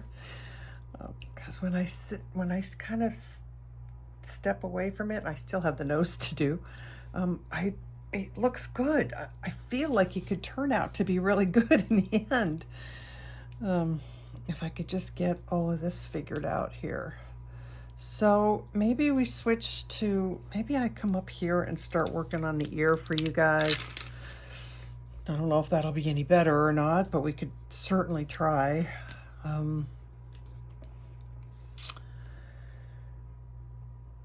Okay, so typically if I knew what I was going to do for the background, I would do the background before I started doing the main piece. I thought that I was going to leave the background the dark color until I made the mistake of drawing my lines in white, and they didn't pull up as easily as I had thought that they would. So now it's like, well, do I need to put a background on here? And if I do I do it right now? I don't really want a full background. I don't know. What do I want? I'm asking you because I don't know. Okay, let's think about this. I do kind of like the way that the reference photo background looks. It's kind of a a bluey gray color, so maybe I do that. Because I'm afraid that this is just not looking all even. This isn't like you'll be able to see. I just feel like I'll be able to know that there are more lines here.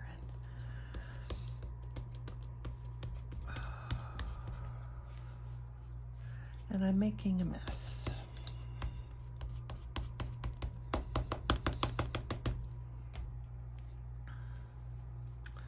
Although it's not terrible.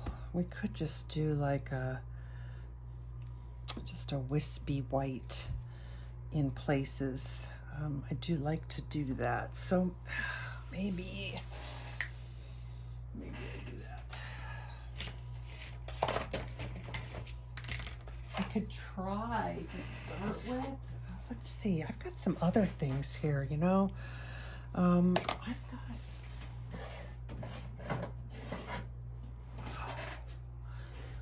got pearl black. Ooh, pretty. And I've got pearl white. What else do I have? Pearl white fine, pearl white medium, and that's probably what the black is. I'm not sure that I would want. All right, let's take this and put it away for a second. Let's take our stuff. Well, the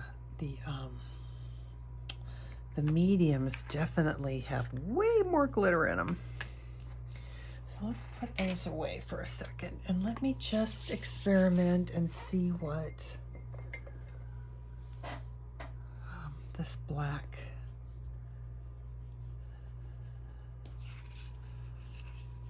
Okay, so it gives it a little bit of a shimmer. I don't know if you can see it on camera or not. Probably not.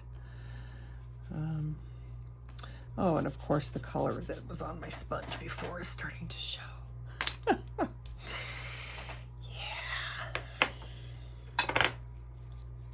All right, let's get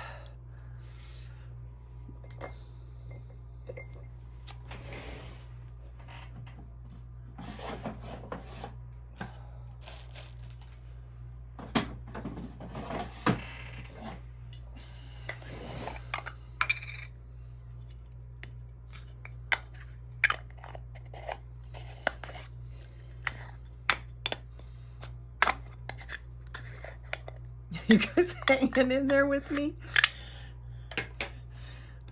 I wonder how many of you have bailed in this ridiculous farce. Okay,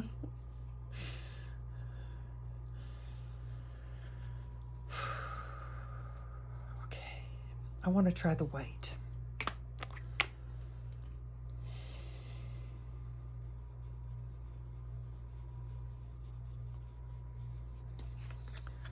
So that's the white pearl.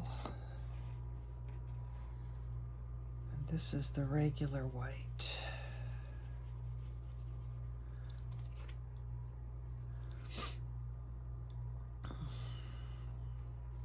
All right, I might completely regret this decision, but I'm gonna try some of this white pearl. I am going to use some colorless blender just to be sure that I keep it nice and soft. Okay, so, oh man. So this is going to go in the background. Oh man, what am I thinking? What am I doing?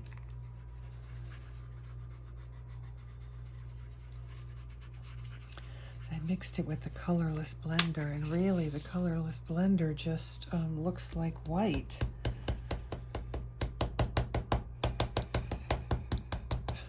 So I'm just completely it up.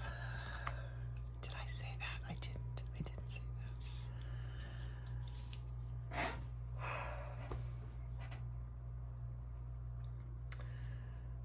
Oh my goodness, you guys, I don't know. I don't think this is what I want to do now. Shit.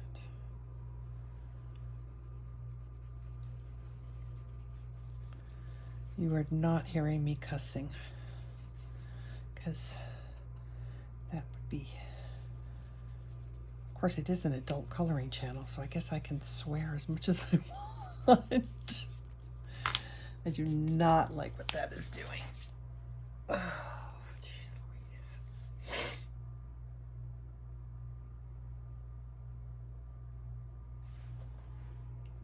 Okay, I gotta stop the camera for a second. Okay, that was a complete fail.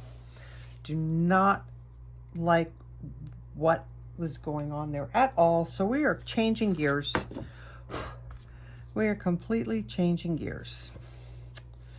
And I like this color anyway. So that is fine with me. We're going to do this color. Now, the background does need to go on generally before you go too far with your subject, because you want the subject to lay on top of the background, not the other way around. So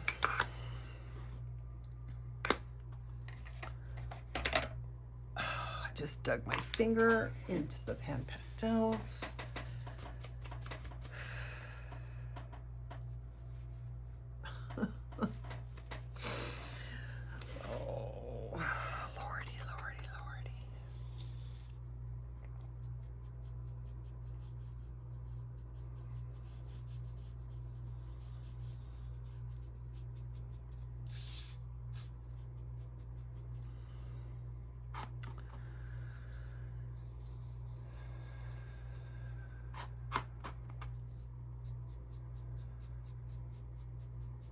So the nice thing, other than the debacle that was what I did before, the nice thing about these PanPastels on this pastel mat is that they get on there really nice and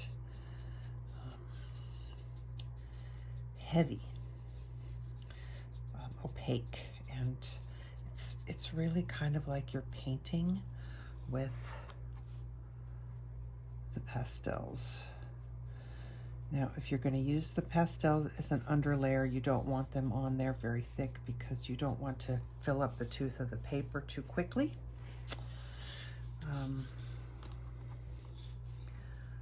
But since I'm going to be doing this complete full background, I don't mind filling in the tooth.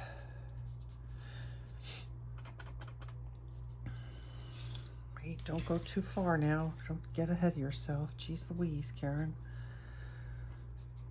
Okay.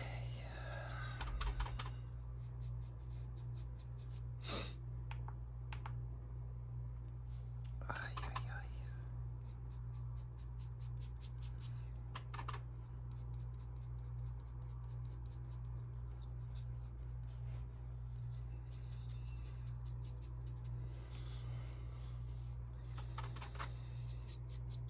I actually really like this color, and I'm really glad that I chose to do it. So there's that.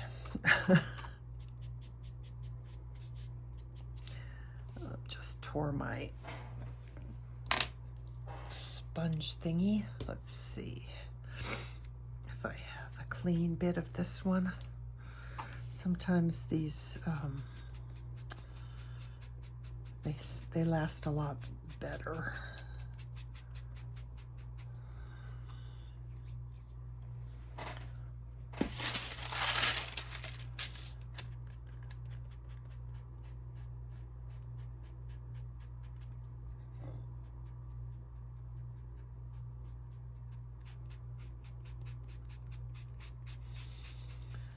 Normally I would have a piece of paper underneath where I was working. It's probably best if I stay away from, because this isn't getting me up close. And I'll switch to something else.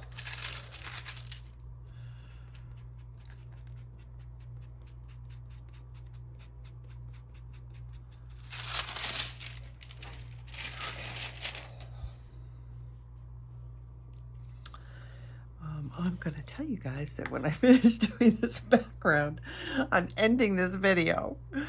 And we just may have to come back and play another day with a different picture, because I'm feeling a little defeated at the moment. I know that's stupid.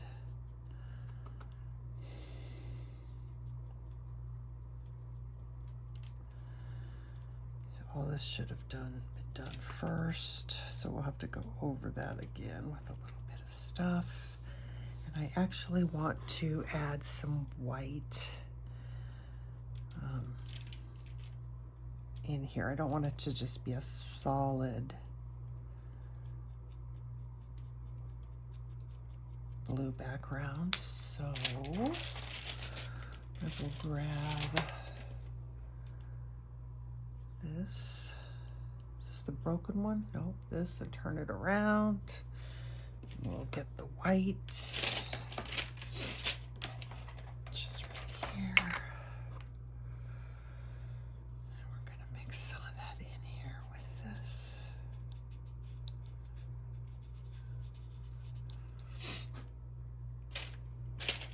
I seriously did not have the problems with the other colors of paper.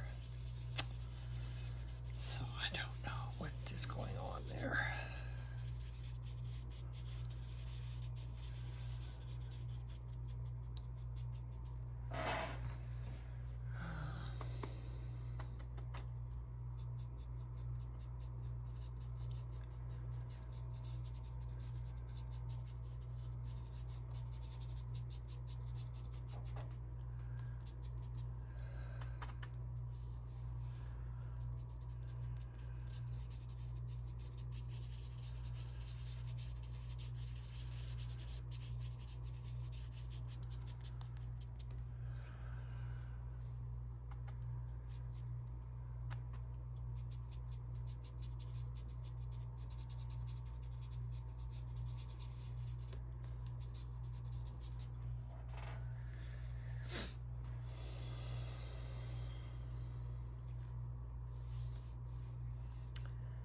I might put some dark around the outer edges, but for now,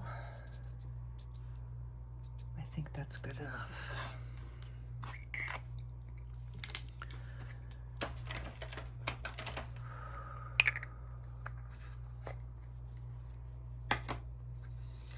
All right,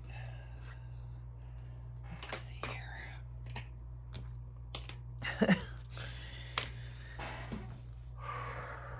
I really want to get that, I really want to work on that ear.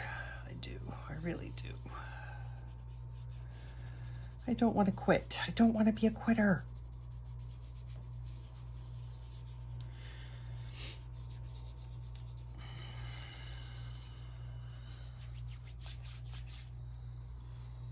Like if I cover that up, and I cover that up, it looks okay. It doesn't look bad. So I'm just gonna keep going. But I think, oh my gosh, you guys, you must think I'm a complete and utter nut. How could you not? All right, let's just try and do the ear. We need some yellows. We need some terracotta-y colors, some browns, some of these. Okay.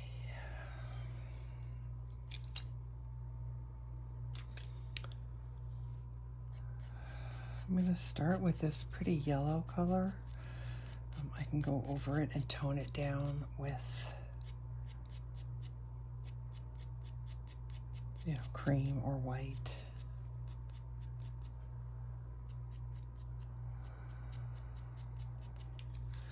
Actually, I might switch to cream.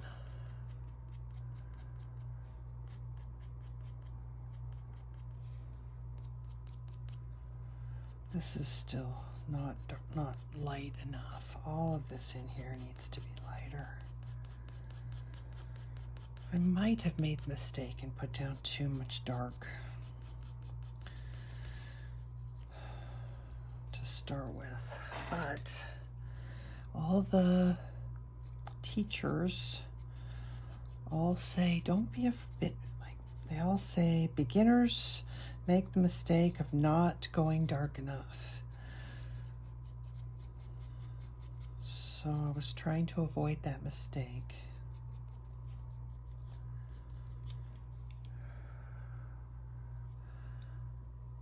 Okay, so then we have these terracotta colors. And this lump in the eye, actually, let's get that kind of established better. The eye comes around here, and then there's quite a bright bit, which is the edge of the skull. Quite bright.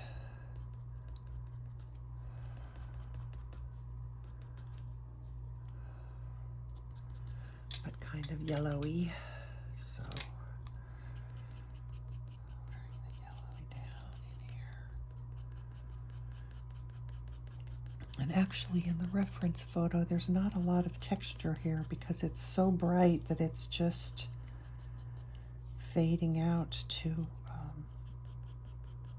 where you're just seeing the brightness of the fur and the light, and not so much definition of hair. Okay, and then we've got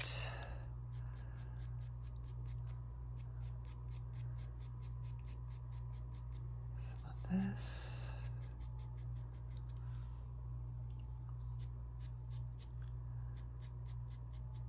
Some of this.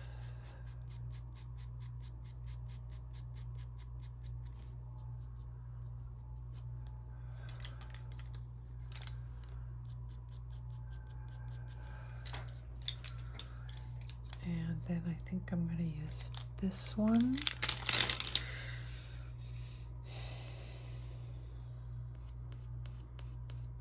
And we're just going to start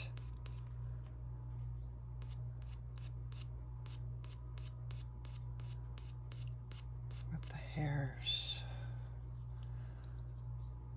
I can always come back. So I'm twisting my pencil, except for right here, which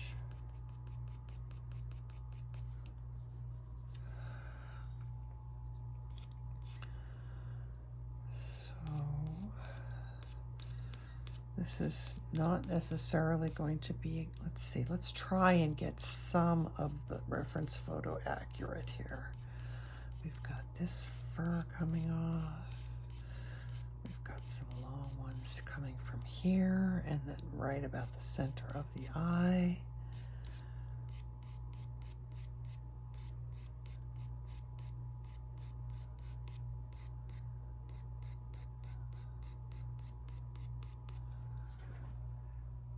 And that, no, it comes out quite a bit further than the nose does out here.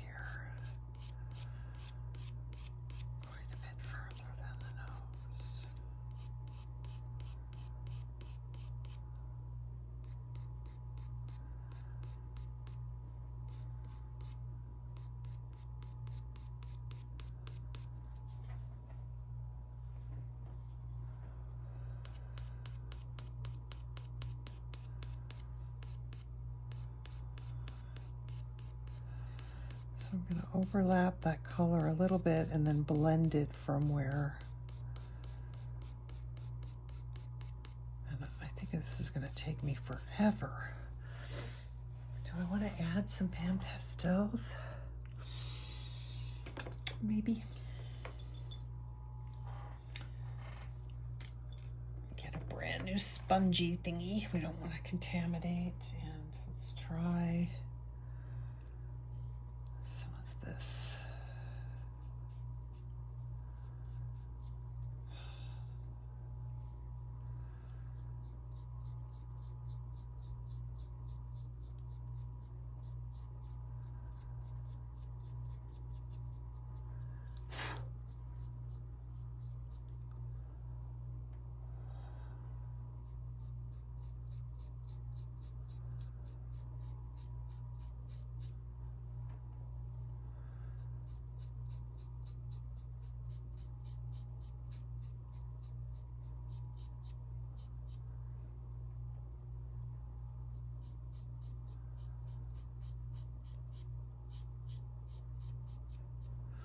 Okay, I want to be careful. I don't want to contaminate that.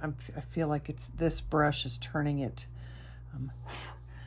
blue, and we don't want to go too much with that. So maybe switch to this. Got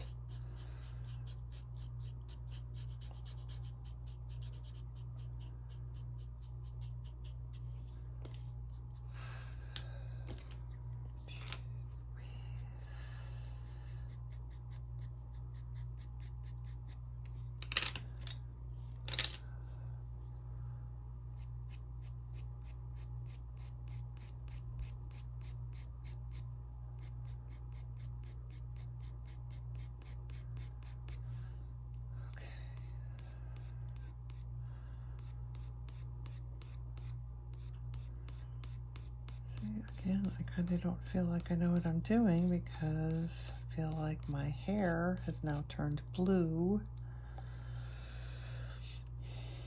Even though I tried to do what I thought was right, it's turning blue.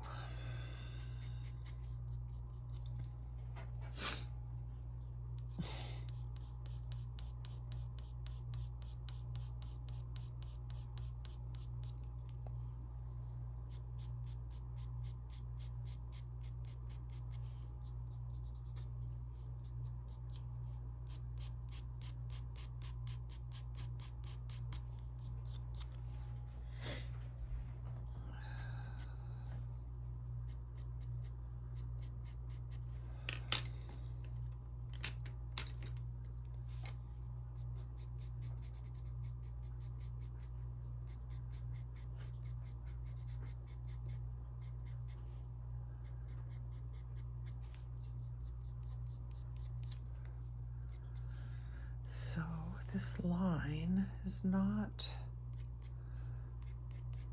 it doesn't have a harsh line like that. You gotta fix that. So soften that.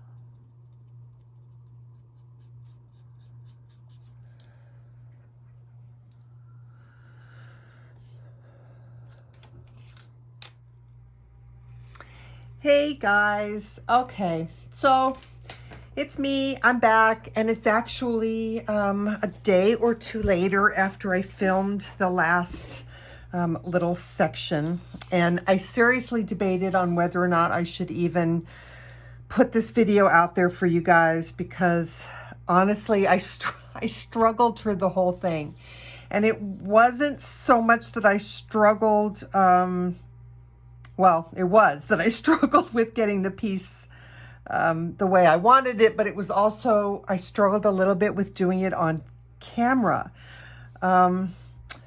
So this was my first time in doing this sort of thing in front of you guys. And I will admit it was a little nerve-wracking and scary. And I wound up skipping quite a bit of parts because I was uncomfortable doing it on camera. So this is the piece when it's all finished. However, there will be a second part to this video, a part that kind of fills in some of the gap between the finished piece and where I ended off on the in the last sequence there.